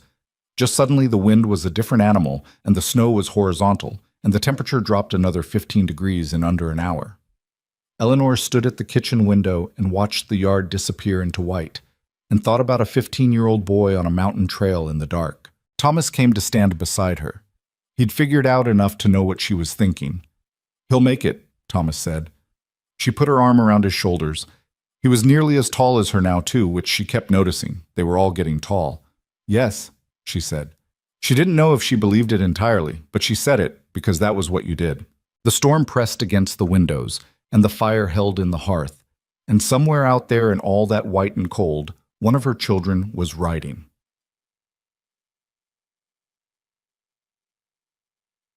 They came the next morning. Eleanor heard the horses before she saw them. 5 of them, coming up the ranch drive at a pace that wasn't a hurry, but wasn't casual either. Blackwell's 4 men, plus Hollis, who was apparently the one being given official authority for this particular errand. She watched them from the kitchen window, then went to the front room and told Thomas to take the younger children upstairs and keep them there. "What about me?" Agnes said. "You too." "I'm 12, Agnes." She went. Eleanor smoothed her skirt and opened the front door before anyone knocked. Hollis was in front, a lean, forgettable-looking man in his 40s who had the eyes of someone who'd learned to look at things without seeming to look at them. He had a paper in his hand. "Mrs. Hartwell," he said. "Mr. Hollis," she said. She kept her voice easy, her hands still. "You've ridden a long way in bad weather. Can I offer you coffee?" He blinked.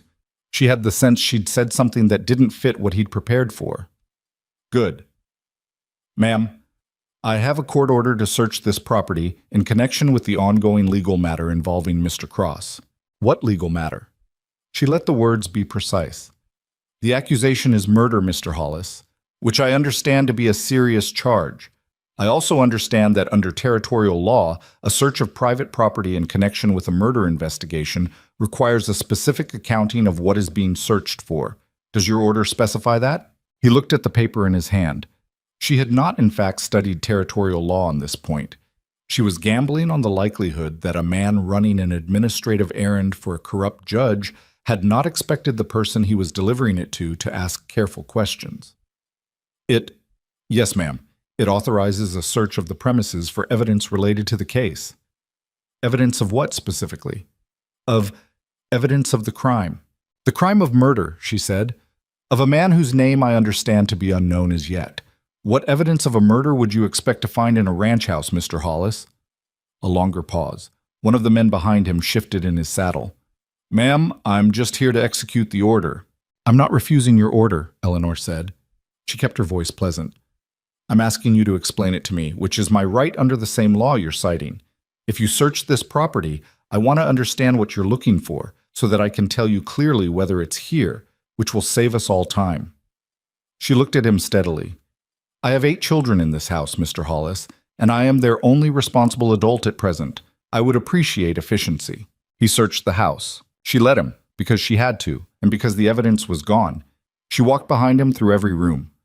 Through the kitchen and the front room and the upstairs bedrooms, where the children sat in careful rows on their beds and watched the strangers move through their things. Through her own room, where Hollis pressed on the walls and got down on his hands and knees and looked under the bed and went through the trunk with his hands, lifting the children's clothes one piece at a time, and found nothing underneath them but the bare bottom of the trunk. He searched the barn, the bunkhouse, the outbuildings. It took 3 hours. When he came back to the front of the house, his face had the look of a man who has found what he expected to find, which was nothing, and is now having to recalibrate what that means. "Are you satisfied?" Eleanor said. "For now," he said. She watched them ride back down the drive in the thinning snow, and Cord came to stand beside her on the porch, and neither of them said anything for a while. "They'll be back," Cord said finally. "I know. And next time they'll have more than a search order." "I know that too." Eleanor tracked the riders until they cleared the tree line and disappeared onto the main road. "But next time, I'm hoping we'll have something they don't." She went inside and told the children they could come downstairs and resume their day. She sat at the kitchen table and did not let herself think about the mountain pass. She counted instead. Hours. Miles. The distance between here and Denver and how fast a boy on a good horse could cover it and what a federal marshal might do when a 15-year-old kid showed up at his office with a tin box full of evidence and a letter from a woman he'd never heard of. She counted and she waited, and the snow outside slowed and stopped. The days after the search had a particular quality to them, the quality of a held breath, of something stretched tight and waiting to snap. Eleanor ran the ranch. That was the only way she knew how to describe what she did in those days. She ran it.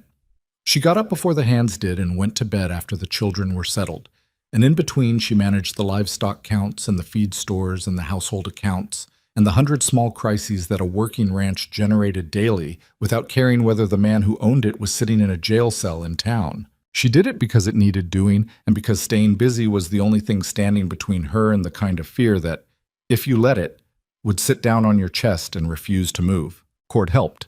He was a man who understood what it meant to hold a thing together under pressure. She could see that he'd done it before. In other circumstances she didn't know and didn't ask about. He managed the hands with minimal friction, kept the watch rotation on the road without making it obvious, and appeared at Eleanor's elbow at precisely the moment she needed a second opinion, and disappeared again once he'd given it. What she didn't do was go into town. She wanted to. She wanted to walk into that courthouse and put herself in front of Victor Blackwell, and make clear to him exactly what she thought of men who arrested other men on fabricated murder charges. But Gideon had told her not to fight it, and she understood why. And so she stayed on the ranch and cooked meals and helped Hannah with the letters she was learning and fixed a piece of fence that had come loose on the east pasture, and did not go into town. On the fourth day, Annalisa came to her. The postmistress arrived in a wagon driven by her brother-in-law, a man who had no apparent connection to anyone in the Blackwell operation and therefore moved through town without attracting particular attention. Eleanor saw the wagon coming and went out to meet it, and Annalise climbed down with the careful movements of someone who had been sitting in the cold for a long time and was feeling it. "He's alive," was the first thing Annalisa said. "I saw him through the courthouse window yesterday. He's in the holding room on the ground floor. They're feeding him."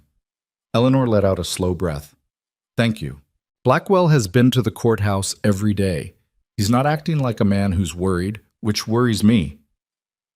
Annalise looked around the yard, at the hands visible near the barn, at the tracks in the snow from Hollis's visit, at the general evidence of a household managing under strain. "What's happening?"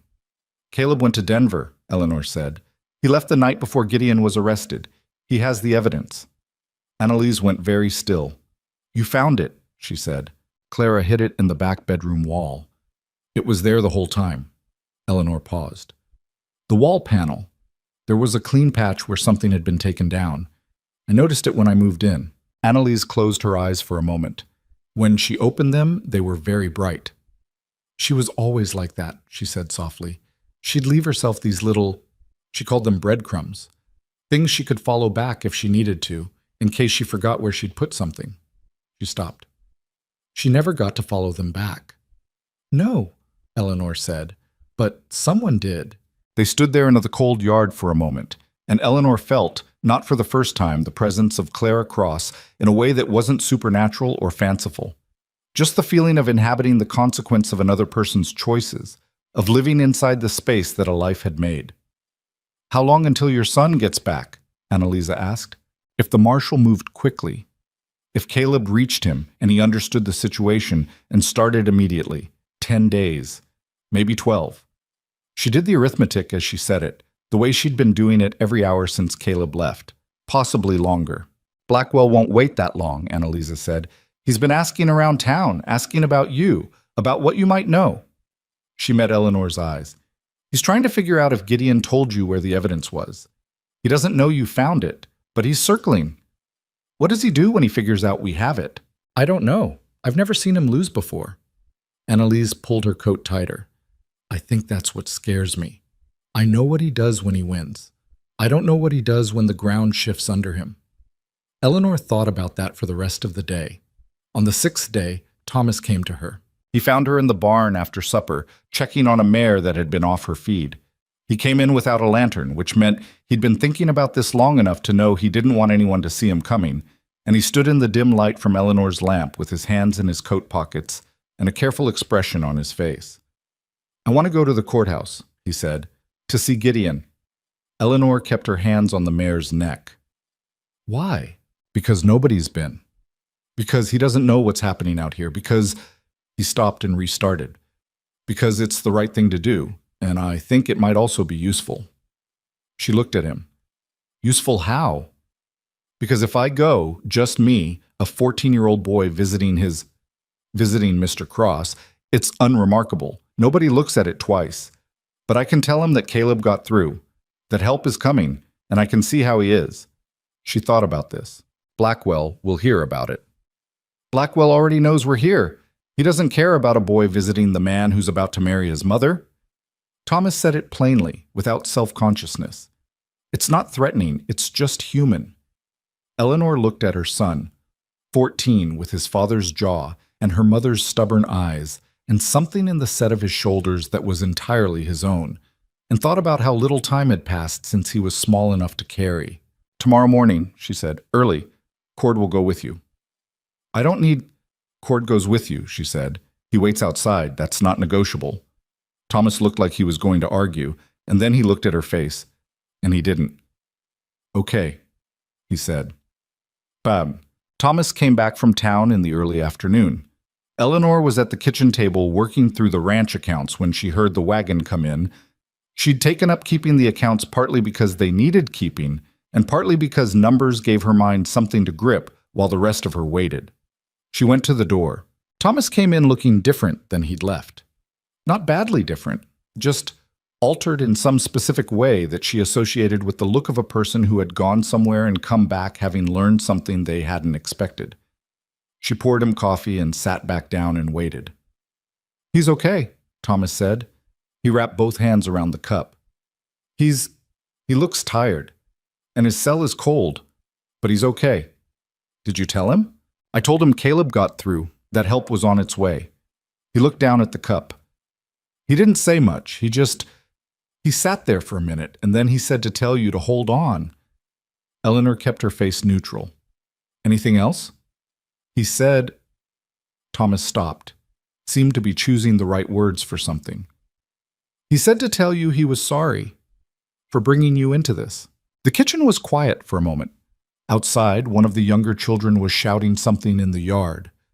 George, she thought, in the middle of some territorial dispute with Daniel that had been going on since Tuesday. He didn't bring me into anything, Eleanor said. I told him that too, Thomas said. I told him you'd say that. She looked at her son. What else? She said, because she could still see something on his face, something he was still holding. He set the cup down. When I came out of the courthouse, Blackwell was there, on the steps. He said it carefully. He didn't stop me. He was there, and he looked at me. And then he said, very politely, that he hoped my mother was settling in well and that Blackstone Valley was treating our family kindly. He paused. And then he said he looked forward to having a conversation with her soon. Eleanor's hands went still on the table. He said that specifically, she said. A conversation with her? Yes. Not with you, not a general pleasantry. Specifically with me. Yes. She absorbed this. Blackwell knew, maybe not what she had, not that the evidence was gone, but he knew that she was the relevant person, that whatever was happening, she was driving it. All right, she said. She picked up the pen again. Thank you for going. Thomas looked at her. Are you worried? Yes, she said. Now go eat something and check on your sister. Hannah's been at Marta all afternoon and Marta's running out of patience. He went. She sat with the account book open and the pen in her hand and didn't write anything for a while.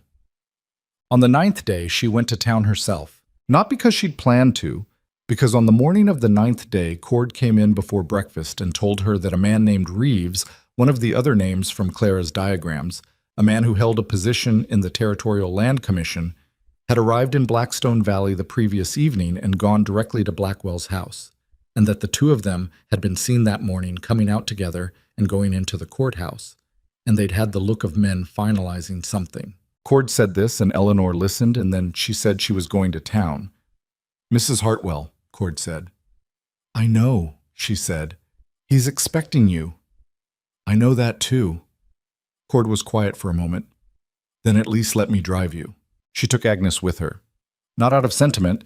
Agnes was 12 and competent, and having her there would reinforce the image of a woman running a normal household errand, not a woman going to town to look a corrupt judge in the eye.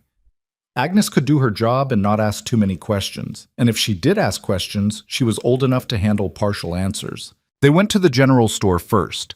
Eleanor bought flour and lamp oil and a piece of blue ribbon that Hannah had mentioned wanting, and she did it slowly and pleasantly, and spoke to two women she recognized from previous visits and said nothing of particular interest to any of them. She was coming out of the store when Blackwell stepped off the sidewalk on the other side of the street and crossed toward her. He was dressed well, as always. His coat was good broadcloth, dark blue with brass buttons. He removed his hat when he reached her, which was the gesture of a man performing courtesy, so automatic that the performance had become invisible to him. "Mrs. Hartwell," he said, "I was hoping we might speak." "Of course," Eleanor said pleasantly. She handed Agnes the parcels. "Agnes, take these to the wagon, please. I'll be just a moment." Agnes went, with one of her particular sidelong looks that said she was cataloging everything for later analysis. Eleanor turned back to Blackwell. He looked at her with those light-colored eyes. Up close, in full daylight, they were gray-green, the color of water under cloud cover, which she supposed was appropriate. "How are your children settling in?" he asked. "Very well, thank you. A large family is a good thing," he said. "Stability, roots." He paused. "I imagine you've had a difficult few weeks with Mr. Cross's legal situation." "Mr. Cross is innocent," Eleanor said. "I expect that will become clear in short order." Something moved behind the gray-green eyes. "The law must take its course, of course. I'm sure you understand that." "I understand the law quite well," Eleanor said. "I've been familiarizing myself with territorial statutes recently. It's been an educational exercise." A small silence. "Has it?" Blackwell said. "Yes. I found it particularly interesting, but the statutes regarding federal oversight of territorial courts, the circumstances under which federal jurisdiction supersedes local authority." She kept her voice conversational. Instructive reading. He was very still. The hat was still in his hand. He turned it once, slowly, the way a man turns something when his hands want to do something and he's telling them not to. "Mrs. Hartwell," he said, and his voice had dropped the pleasantry, not entirely, but enough that she could hear the difference. "I think you may have formed some misunderstandings about the situation here, about how things work in this territory. I would hate for those misunderstandings to cause problems for your family." "I appreciate the concern," Eleanor said. "My family is fine. For now," he said. She held his eyes. She had prepared herself for this. Not the exact words, but the shape of them, the weight of what was underneath them. She'd thought about it in the dark for 8 nights. "Judge Blackwell," she said quietly, "I want to be very honest with you. I think you're a careful man, and I think you prefer honesty to misunderstanding, so I'll give it to you directly. You cannot threaten me with my children. I don't mean that I'm brave. I mean that threatening my children makes me more determined, not less. That's not a strategy. That's just how I'm built." She watched him process that. Whatever he'd expected her to say, it wasn't that. "I think," she continued in the same quiet tone, "that you should focus your attention in the coming days on how you'd like to conduct yourself when circumstances change. Because they will change. And when they do, how you've behaved up to that point will matter." He looked at her for a long moment. "You're a confident woman," he said finally. "I'm a realistic one," she said. "Good morning, Judge." She walked to the wagon without looking back and climbed up and took the reins from Agnes and turned the horse toward home. Agnes sat beside her in silence for about 3 minutes, which was approximately her limit. "What was that about?" she said. "Nothing that concerns you yet," Eleanor said. "Yet?" Agnes repeated, with the precision of a 12-year-old who has learned that yet is the most informative word in any sentence. "Eat your ribbon," Eleanor said, and Agnes looked down at the blue ribbon in her hands, and then looked back at Eleanor with an expression of profound exasperation that was so completely herself that Eleanor felt something in her chest loosen just slightly. They rode home through the cold. On the 11th day, Caleb came back. He came with 8 men. Eleanor was at the front of the house when she heard them, a group of riders coming up the ranch drive at a pace that was controlled but purposeful, and even before she could count them, she knew, because the sound of it was different from the sound of threat. Threat moved differently. She'd learned that in the past 11 days. She came off the porch and was halfway to the drive when Caleb separated from the group and rode toward her, and she stopped and looked at her son. He was filthy. He was exhausted. There was a cut along his left jaw that had been treated and was healing. His horse looked like it had been through exactly the journey it had been through. He dismounted when he reached her and stood there, and she put her hands on his face, the same way she'd done when he left, and he let her, which meant he was very tired, and looked at him. "You made it," she said. "I made it," he said. His voice was rougher than usual. "The pass was bad. There was a section. I had to walk the horse through about a mile of it." He paused. "I fell twice." She looked at the cut on his jaw. "That's from the second one," he said. "It's fine." She made herself let go of his face and turned to look at the riders coming up the drive. 8 men, all with the specific bearing of federal authority. Not aggressive, not showy, just the bearing of people who are accustomed to being taken seriously in difficult places. The man at the front was perhaps 50, with a gray mustache and the kind of face that had been exposed to significant weather over a long career, and had come through it with the specific quality of someone who isn't particularly interested in being noticed but tends to be noticed anyway. He reined up and looked at Eleanor. "Mrs. Hartwell?" he said. "Yes." "Marshal Aldrich Raines, Federal Circuit, Denver District." He didn't dismount yet. "Your boy here tells me you have a situation." "We do," she said. "Will you come inside?" "In a few minutes." He looked toward the road toward town. "First I need to understand the current geography. The man in custody. He's in the courthouse?" "Yes." "And the judge who put him there?" "Also at the courthouse, as a rule. Or his house 2 streets over." Raines nodded. He turned to one of his deputies and said something short and specific. The deputy nodded and peeled off with 2 men toward the road. "I've sent them to secure the courthouse," Raines told Eleanor. "No one goes in or out until we've assessed the situation." He dismounted then, methodically, like a man who has dismounted from horses approximately 10,000 times and sees no reason to make a production of it. "Now, I'll come inside." Eleanor led him in. She put coffee on because her hands needed something to do, and also because marshals who had ridden from Denver in response to a letter from a woman they'd never met seemed like men who might appreciate coffee. Raines sat at the kitchen table and Eleanor laid out everything, the same organized account she'd been giving to herself in her head for weeks. The version that started with Gideon's letter and worked forward through Annalise and the tin box, and Caleb's ride, and the search, and the days of waiting. She told it without editorializing, as close to a simple sequence of facts as she could manage. Raines listened. He was very good at listening, the kind of listener who made you feel that what you were saying was being actually absorbed, rather than just heard.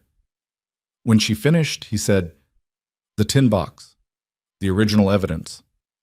"Caleb had it," Eleanor said. She looked at her son, who was sitting at the far end of the table with his hands wrapped around a cup of coffee and his eyes at about half-mast from exhaustion. "I gave it to him on the second day," Caleb said. "Soon as I got there and he was satisfied I wasn't. He wanted to verify." He looked at Raines. "He spent 2 days going through it." "I did," Raines confirmed. He turned back to Eleanor. "It's compelling. I won't call it airtight until my people have had more time with it, but it's substantially more than I expected. The original land records alone—" He paused. "The woman who compiled this was meticulous." "Yes," Eleanor said. "She was." He looked at her for a moment. "She's the reason I came," he said. "I'll be straight with you. I've heard of Blackwell, not formally, nothing that ever rose to a federal matter. But his name has come up in a context or two that I didn't like. I filed it away." He picked up his coffee cup. "When your son arrived with a box full of original documents and a letter that laid out a 43-family operation in clear detail, I decided it was time to stop filing things away." "What happens now?" Eleanor asked. "Now I go to the courthouse and have a conversation with Judge Blackwell." He set the cup down. "And then I release your man." Mom, she couldn't go. She knew she couldn't go. Someone had to be at the ranch with the children, and Cord wasn't in a position to manage the release and the arrest simultaneously, and beyond logistics, Raines had made it clear in the gentle way of a man used to managing civilians that the courthouse was not the place for her right now. She understood. She sat in the kitchen and waited, Thomas paced the front room until Eleanor told him to stop, and he went outside and paced the yard instead. The younger children, who knew something momentous was happening but not what, had settled into an unusual cooperative quiet that Eleanor suspected owed more to Agnes's management than to any natural instinct. Marta made bread. When things were uncertain, Marta made bread. Eleanor had observed that this was not displacement. It was a kind of anchoring, a way of insisting that ordinary life was still happening and would continue to happen. 2 hours passed. 3. At the end of the 3rd hour, Eleanor heard horses again. She was on the porch before she'd consciously decided to move. Gideon was on a horse she didn't recognize, a borrowed animal, she supposed, since his own horse had been left in town when they arrested him. He was riding with 3 of Raines's deputies, and he looked like a man who had spent 11 days in a cold room and was now in the open air for the first time, and was managing that transition with characteristic economy of expression.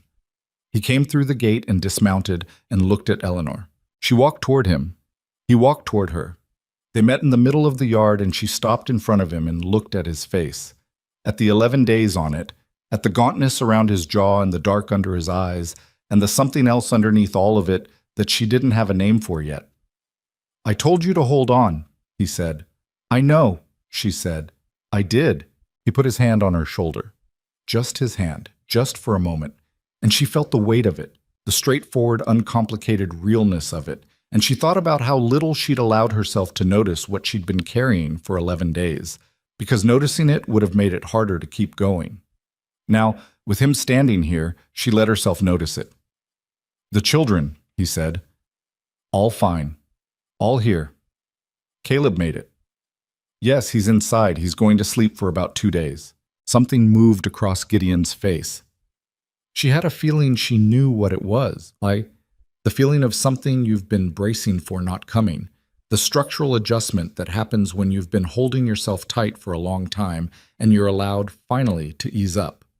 "Your son," he said, "rode through a mountain pass in a blizzard." "He's 50, Eleanor said. "They have poor judgment about risk. It usually works out." Gideon looked at her. Something that wasn't quite a smile, but was in the vicinity of one, crossed his face for the first time since she'd met him. "Come inside," she said. "Marta's been making bread for 6 hours, and it needs to be eaten." But the next 3 days were not clean. She wasn't sure what she'd expected. Justice arriving meant it arrived, and that would be that. But justice in practice turned out to be a complicated, procedural, often unsatisfying process that happened in pieces. Raines and his deputies worked systematically through the courthouse, cataloging what they found. 2 of Blackwell's associates, Hollis and one of the land office men, were taken into custody on the first day without significant incident. A 3rd man, the one named Reeves, who'd arrived just before everything broke open, had apparently read the situation with some intelligence and attempted to leave town quietly the night of the arrests. Pete, the young ranch hand, had been watching this road as instructed by Cord and had alerted Raines's men, who intercepted Reeves on the south road before he'd gotten 2 miles. Blackwell himself was arrested on the first morning. Eleanor wasn't there to see it. She heard about it from Annalise, who had been, she suspected deliberately, in a position to observe it from the post office window, and who came to the ranch that afternoon to tell her. "He came out of the courthouse when they called him," Annalise said. "He was very composed. He argued that they had no federal jurisdiction in the territory, which Raines ignored. And then he said the evidence was fraudulently obtained, which Raines also ignored. And then Raines read him the specific charges." She stopped for a moment. "He stopped arguing after that. There were a lot of charges." "And?" Eleanor said. "And they took him." Annalisa looked out the kitchen window. He looked at the courthouse on the way out, just looked at it, like he was memorizing it, like he thought he'd be back. She turned back to Eleanor. "He's not coming back." Eleanor nodded. "Clara's evidence held up," Annalisa said. It wasn't a question exactly, more like something she needed to say in order to hear it said. "Raines seems to think so," Eleanor said. "He told Gideon it's the most complete documentation he's seen in a territorial corruption case. She'd done the work of a trained investigator." Annalisa sat very still for a moment. She would have liked knowing that, she said quietly. She always worried that she might have missed something, that it wouldn't be enough. It was enough. Eleanor said. It was more than enough. They sat with that for a while, the two of them, in the kitchen where the bread was done and cooling on the rack and the fire was warm, and somewhere in the house children were making the normal sounds of their ordinary lives. On the fourth day, everything broke at once, and not cleanly. Eleanor was in the yard when Cord came at the controlled trot she'd learned to read as the signal for something has happened that needs your attention now. Blackwell escaped, he said. She stared at him. What? Sometime in the night, they had him in the courthouse holding room, same room Gideon was in, apparently, and in the morning, he was gone. Cord's voice was flat with the deliberate flatness of a man setting aside his own feelings about this because there's no time for them. Raines has men on the roads. He's not gone far. There was snow last night, and his tracks were clear going east toward the mountains. Eleanor stood in the yard in the cold morning air and felt the ground shift under everything she'd built in the past 2 weeks. They hadn't finished. They were close. Close enough that she'd let herself, just slightly, just in the small hours of the past 2 nights, believe they might be done. That the worst of it had passed. That what came next was the slower, less dangerous work of testimony and legal process, and the careful reconstruction of 43 families' stolen lives. She had been wrong. She went inside and found Gideon. He was already in the front room. Cord had clearly sent someone in ahead. He had his coat on, and his expression was the specific one she'd come to recognize as him, making a decision he was not going to discuss. No, she said. He looked at her. You're not going after him alone, she said. Raines has men on the roads. Let them— Raines's men don't know these mountains, he said. Blackwell has been in this territory for 15 years. He knows every trail, every canyon, every place to go to ground. He looked at her with an expression that was not argument and not apology, just the flat fact of something he'd already decided. If we wait for Raines's men to figure out the terrain, Blackwell is gone. He gets across the mountain and he reaches whatever he has set up on the other side. Money, passage, connections, and we never see him again. Eleanor stood in the doorway and looked at this man she'd known for 6 weeks, in whose house she'd settled her children, whose wife's evidence had been the linchpin of everything. And she thought about the tin box and the 43 families and the 3 people who'd died cold winters that didn't have to kill them. And she thought about Clara Cross, who hadn't been able to finish what she started. I'm going with you, she said. Eleanor, the children are safe here, she said. Raines has men at the courthouse and on the roads. Cord is here. Marta is here. Thomas is 14 and he's more capable than he looks. She met his eyes. I'm going with you. He looked at her for a long moment. You've never tracked anyone in mountain terrain, he said. No, she agreed. But you have. So you do that part, and I'll do the other part. What other part? The part where someone talks to him, Eleanor said. When we find him. Gideon was quiet. He'll be afraid, she said. A man like Blackwell, all of this power, and now it's gone, and he's cold, and he's running, and everything he spent 15 years building is done. He'll be afraid. And afraid men do stupid things. She paused. I've been talking to difficult men my whole life. I can talk to one more. A long silence. He's dangerous, Gideon said. Yes, she said. So am I, when my children's future is at stake. He looked at her for one more moment, and then he turned and went to get the horses. They found Blackwell's trail where Cord had said, going east toward the mountain pass that wasn't the pass Caleb had used. A lower, narrower route that Gideon knew and that Blackwell apparently knew too. The tracks were clear in the new snow. One horse, moving fast at first and then slower, the horse tiring on the grade. Eleanor rode beside Gideon and kept her eyes on the terrain. She had not been on mountain trails before. Not like this, not with the grade steepening under the horse and the tree cover thinning and the rock faces starting to push through the snow on either side. It was not smooth riding. She didn't say anything about that. They rode for 4 hours.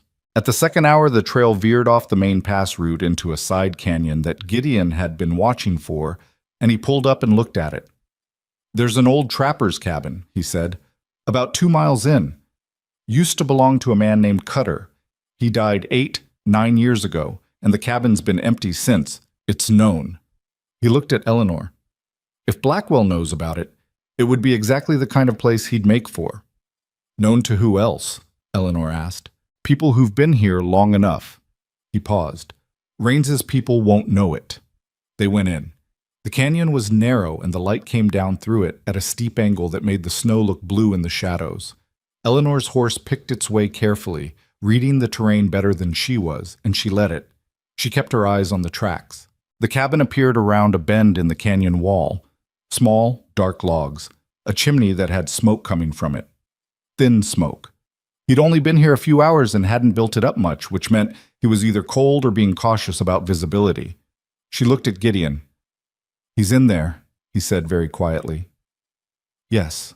They stopped the horses and dismounted and tied them in the tree cover. Gideon checked the rifle he'd brought, one efficient motion, and Eleanor adjusted her coat and her gloves and stood in the cold canyon light and thought about what she was about to do. "Stay behind me until I've assessed it," Gideon said. "I'll stay beside you," Eleanor said. He looked at her. "Beside you," she repeated. He let out a breath. "All right." They walked to the cabin door and Gideon knocked on it. Not tentatively. Knock of someone who is there and is not leaving. Silence inside. Then movement. The door opened. Blackwell looked like 3 weeks of careful composure that had finally run out. His coat was dirty. He hadn't slept. The careful confidence she'd seen on the main street, that layered, practiced quality of a man entirely in control of how he was perceived, was fractured now, and what was underneath it was not what Eleanor had expected. What was underneath it was a person who had been powerful for so long that the absence of power had hollocked him out from the inside. He looked at Gideon, then he looked at Eleanor. She looked back. "May we come in?" she said. Blackwell stepped back from the door. It wasn't quite an invitation. It wasn't quite a refusal either. It was the movement of a man who had run out of options and was still, even now, trying to find the angle that left him with something.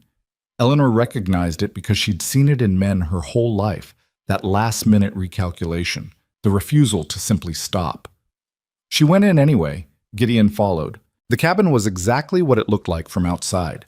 One room, a stone fireplace with a small fire, a cot along one wall, a table with one chair. The kind of shelter that had been built for function and nothing else. It smelled like cold ash and pine pitch, and the closed-in smell of a place that hadn't been aired in years before someone lit a fire in it today. Blackwell stood near the fireplace. He still had his coat on. His hat was on the table, which was the first time she'd seen him without it, and it made him look different, smaller somehow, more like an ordinary person. He looked at Eleanor with an expression that was hard to categorize, so not fear, not contempt, not the practiced pleasantness she'd seen from him before. Something raw. The expression of someone whose performance has finally run completely out of fuel. "You followed the tracks," he said. "Gideon knows these mountains," Eleanor said. "He's lived here longer than you have." Blackwell's eyes moved to Gideon. Something passed between them. Not words, not quite acknowledgement. The specific look of two men who have been circling each other for 2 years and have finally run out of space to circle in. "It's over," Gideon said. It wasn't a threat, just a statement, delivered in the same flat tone he delivered most things. "Is it?" Blackwell said. "Your associates are in federal custody," Eleanor said. "The courthouse has been turned over to Marshal Raines. The evidence Clara compiled is in federal hands and has been reviewed." She paused. "There is no version of this where you ride somewhere and start again." Blackwell looked at the fire for a moment. He put his hand on the mantelpiece, just rested it there, like he needed something solid to touch. "How much did she have?" he said. "Clara." Eleanor glanced at Gideon. He gave the smallest nod. "Everything," Eleanor said. "Original land records, letters between you and the investors, the ledger, survey documents with the alterations marked." She watched his face. She was thorough. A long silence. The fire shifted and settled. "She came to see me," Blackwell said, "toward the end. I didn't know then what she'd built, but I knew she was close to something. She sat in my office, and she looked at me." He stopped. His jaw worked. "She looked at me the way you're looking at me now, like she'd already seen the verdict and was just waiting for the rest of the world to catch up." Eleanor said nothing. "I told myself it was necessary," Blackwell said, "what I did. That the territory needed a certain kind of order, a certain kind of stability, and that the people who had the capacity to create it, the men with capital, with connections, that their interests were ultimately the territory's interests. He said it the way a man recites something he's said so many times it's worn smooth, like a stone in a riverbed. And then he seemed to hear it himself, the way it sounded coming out of his mouth in a cold cabin with nowhere left to run, and something in his face changed. I knew it wasn't true. I knew it from the beginning. He stopped. You just decided your version of the truth was good enough, Eleanor said quietly. He looked at her. Men like you always do, she said. Not cruelly, just as the fact it was. You find the logic that lets you sleep, and you repeat it until it feels like principle. But the 43 families who lost their land, they didn't get to choose a version. They just lost. Blackwell's hand dropped from the mantelpiece. He seemed to fold slightly, a subtle decrease in the architecture of his posture, like a structure that has had a keystone removed. 3 of them died, Eleanor said. Did you know that? Clara documented it. 3 people who lost their land and their livelihood and didn't make it through the next winter. They're in the ledger too. He said nothing. The ones who survived are still here, she said, still in this territory, working land that was taken from them or living on charity from neighbors who didn't have much to spare. She looked at him steadily. The original documents Clara gathered are enough to reverse the fraudulent transfers. Every family can have their land returned. The trials will take time, but the evidence is sufficient. All of that can happen if you cooperate with federal investigators and provide a full account of the mechanism. Every name, every transaction, every instruction you gave. He looked at her for a long moment. You're offering me something. I'm telling you what the difference is, she said, between a man who fought federal charges every step of the way and a man who cooperated fully. The sentences will be different. The process will be different. And the families will get their land back faster, which is the part I care about. It wasn't mercy. She wasn't offering mercy, and she wasn't pretending to. She was offering him a choice between 2 versions of a consequence he was going to face regardless. And she was being clear about the difference between them because being unclear would only cost those 43 families more time. Blackwell looked at Gideon again. And you? He said. What do you want? Gideon was quiet for a moment. I want you to tell the federal investigators exactly what happened to Clara, he said. Everything. Who made the decision and who carried it out and how? A long silence. That will mean naming names, Blackwell said. People with money and reach, back east. I know, Gideon said. Another silence. Then Blackwell reached into his coat, slowly, with the deliberate movements of a man who understands that slow is wise right now, and brought out a folded set of papers. He set them on the table. I've been carrying these for 2 days, he said. I kept thinking I'd destroy them, and then I kept not doing it. He looked down at them. They're the investment records. The 4 men Clara couldn't fully document. Their names are in here with full transaction records. I kept a copy for exactly this kind of moment. Insurance. He made a sound that wasn't quite a laugh. Against the wrong people. Turns out the wrong people were the ones with the federal badges. Eleanor looked at the papers on the table. Then she looked at Gideon. He crossed to the table and picked them up and looked at them. She watched his face. Is it enough? She said. It's more than enough, he said. They rode back down to the canyon with Blackwell between them, his hands tied in front with a length of rope that Gideon had brought with the straightforward practicality of a man who had thought through what they were going into. The ride down was longer than the ride up, or felt that way. The silence between the 3 of them carrying its own particular weight.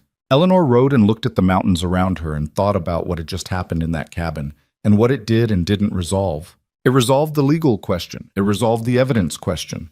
It started the clock on 43 land returns, and whatever federal cases would follow against the investors back east. It gave Gideon what he'd needed for 2 years. The acknowledgement, the naming of names, the beginning of an official record that said Clara Cross had not died in an accident. What it didn't resolve was the grief. She'd understood that walking in. Justice and grief were not the same currency, and you couldn't trade one for the other. Gideon would carry what had happened to Clara for the rest of his life, in the specific way that you carry the loss of someone whose death didn't have to happen. The weight of that didn't get lighter because the man responsible was now riding tied between them in a canyon in the mountains.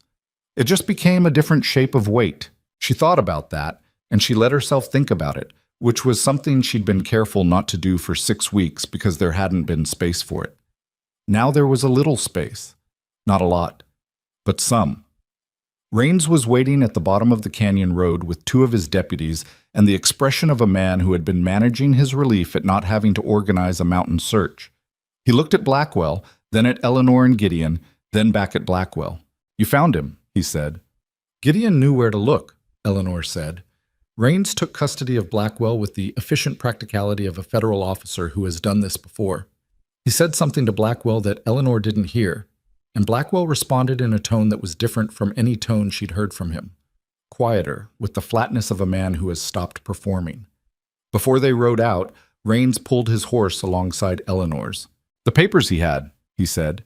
"Gideon tells me they complete the picture." "That's my understanding," Eleanor said. Raines looked at her for a moment. He had the kind of eyes that assessed things without making a show of it. "You did good work here, Mrs. Hartwell. You and your boy, both of you." Eleanor thought about Caleb on a mountain trail in a blizzard, walking a horse through a section of impassable snow in the dark. She thought about Thomas going to that courthouse with his jaw set like his father's. She thought about Agnes running the household with the authority of a general and the vocabulary of someone who had strong opinions about everything. "My family did good work," she said. Raines nodded and rode. The trials took 7 months. They happened in a federal court 3 territories over, which meant Blackwell was out of his own jurisdiction entirely, and the judge who presided was a woman named Oakes, who Raines said had a reputation for thoroughness that made Blackwell's own methodical nature look like casual effort. Eleanor testified, Gideon testified, Annalise testified, with the particular composure of a woman who had been waiting to say these things for 2 years. Caleb was asked to give an account of his ride and how he'd come to carry the evidence. And he did it in the flat, factual way he did most things. And several people in the courtroom looked at him with an expression Eleanor recognized as reappraisal. Blackwell cooperated, as promised. He gave the names of the 4 Eastern investors, the full transaction record, and a detailed account of the operation's mechanism going back to its origins. He also, and this was the part that cost him visibly, the part that didn't come out flat or practiced, gave a full account of what had happened to Clara Cross. Who had made the decision, who had carried it out. The 2 men involved were both named and both charged. Gideon sat in the courtroom for that testimony with his hands flat on the table in front of him and his face entirely still. Eleanor sat beside him.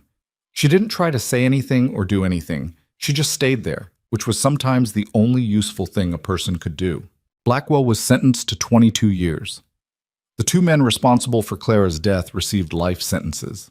The 4 Eastern investors were prosecuted in their own jurisdictions the following year and received sentences that, while shorter than Eleanor thought they deserved, were public and documented and attached to their names permanently. The land reversals began within 60 days of the initial verdicts. A federal land commissioner came to Blackstone Valley and set up temporary offices in the courthouse, Blackwell's old courthouse, with its neat brass fittings and its smell of good wood and power, and began the systematic process of reviewing each of the 43 affected families' cases. Most of them got their land back. Some of the land had been resold and the recovery was more complicated. Those cases took longer and the resolutions were more partial. But the federal compensation mechanism that Raines helped put in place covered the gap for most families. Eleanor watched this happen, case by case, from the ranch.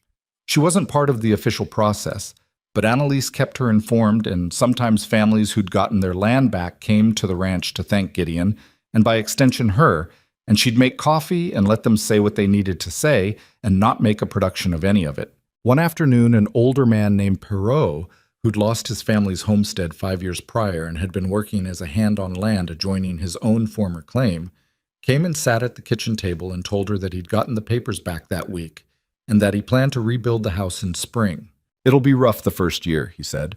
He was matter-of-fact about it in the way of a man who has had practice being matter-of-fact about hard things. "The land's been worked differently, and I'll need to adjust. But it's mine." "Yes," Eleanor said. "It is." He looked at her. "There were people who could have moved on this a long time ago and didn't," he said. "I'm not saying that as blame. I know it was complicated. I'm just saying you did something that a lot of people decided was too hard or too dangerous." Eleanor thought about what to say. She thought about Clara Cross and the tin box and the clean patch on the wall. She thought about a 15-year-old boy walking a horse through a blizzard. "We had help," she said, "from someone who started the work a long time before we did." Perrault nodded. He understood who she meant. He rebuilt his house that spring, and Eleanor saw the smoke from its chimney on clear days from the east-facing window upstairs, a thin line of ordinary life rising into the cold morning air. Abdubbed. The wedding happened in March. Not the elaborate version. Neither of them wanted that. And beyond preference, a large ceremony in Blackstone Valley, in the middle of a federal investigation, would have been strange in a way that nobody needed. It was small, the family, Annalise, Cord, Marta, Owen, and the Hands, and a circuit judge named Farrow who had known Gideon for years and had a face that suggested he'd seen most things and found almost none of them surprising. Eleanor stood in the front room of the ranch house with 8 of her children arranged around her in various degrees of formal behavior. Rosie had already lost her ribbon twice and had given up on finding it. James had been bribed with the promise of being allowed to name the new calf. Agnes stood with her arms folded and the expression of a person who considers the proceedings both important and slightly beneath her dignity, which Eleanor took as a sign of deep investment. And she looked at Gideon Cross standing across from her and thought about the letter she'd received in Missouri in the worst month of her life. "I am not a young man, and I make no pretense of romance." He had not pretended to romance. What he had done was something she hadn't thought to want or plan for, something harder to name and harder to build and considerably more durable. He had been honest with her. He had trusted her with the truth when it would have been easier not to. He had watched her children ride his horses and fill his house with noise, and gradually, without fanfare, had stopped acting like a man who was tolerating things and started acting like a man who was home. She had not come here looking for that. She'd come here looking for survival, for a place to put her children through the winter, for the blunt arithmetic of need meeting need. She had gotten something more complicated and considerably more real, and she was still working out what to do with it, and she suspected she'd be working it out for a long time. Judge Farrow read the words, and they said what they needed to say. And Rosie found her ribbon, and James cried a little and then denied it, and Marta made a cake that was extraordinary under the circumstances of having been made in a frontier kitchen in March, with limited ingredients, and Gideon put his hand in Eleanor's and she held it, and that was that. After, when the house had settled and the children were in bed, and the last of the small celebration had wound down, Eleanor and Gideon sat on the porch in the cold in their coats with 2 cups of coffee, looking out at the yard and the dark pasture beyond it and the mountains past that. It wasn't comfortable exactly. It was March, and frontier porches are not built for comfort. But it was theirs, and that was a different thing.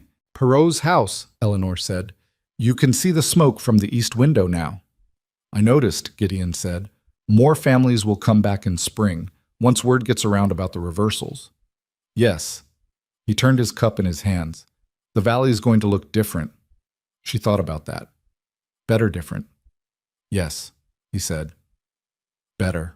They sat there in this cold quiet, and Eleanor thought about what it meant, the actual texture of it, not the idea of it, to have arrived somewhere. She'd been moving for so long.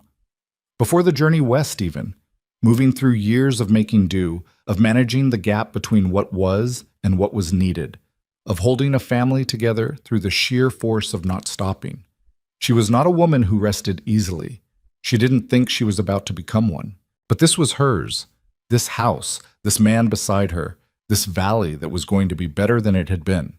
The children upstairs making the small sounds of their sleeping. The smoke from Perrault's rebuilt house visible on clear mornings. The tin box that was now in federal custody in Denver. The evidence inside it having done the work that Clara Cross had died trying to do. She would have liked this, Eleanor said. She didn't need to say who. Gideon was quiet for a moment. "She'd have found something to fix," he said. Eleanor looked at him. "Something that wasn't right yet," he said. "She always did. She was never done." He said it without the grief she'd heard in him before when he talked about Clara, or not without it, but alongside it, in the way that grief settles when enough time and work has passed, when it becomes part of the architecture rather than the only room. She would have been glad the families got their land, and then she'd have found the next thing. "Maybe that's not so bad," Eleanor said. "Always finding the next thing." He looked at her sideways. something in his face that was, by now, familiar to her. The near smile, the acknowledgement of something he wasn't going to put into words. "No," he said. "Maybe not." Summer came to Blackstone Valley the way it always did. Gradually, and then all at once, the snow retreating up the mountain faces and the grass coming in green on the lower pastures and the days getting long in the way that long frontier days got. The sky so wide and so much the same color for so many hours that you stopped noticing where it ended. Caleb turned 16 in June. Eleanor made him a cake, which he was embarrassed about, and ate most of by himself over 2 days.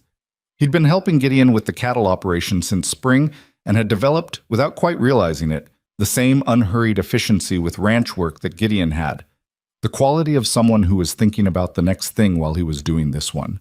Not because he was impatient, but because he was always 3 steps ahead. Gideon had noticed it. He didn't say anything to Caleb directly, because that wasn't how he said things.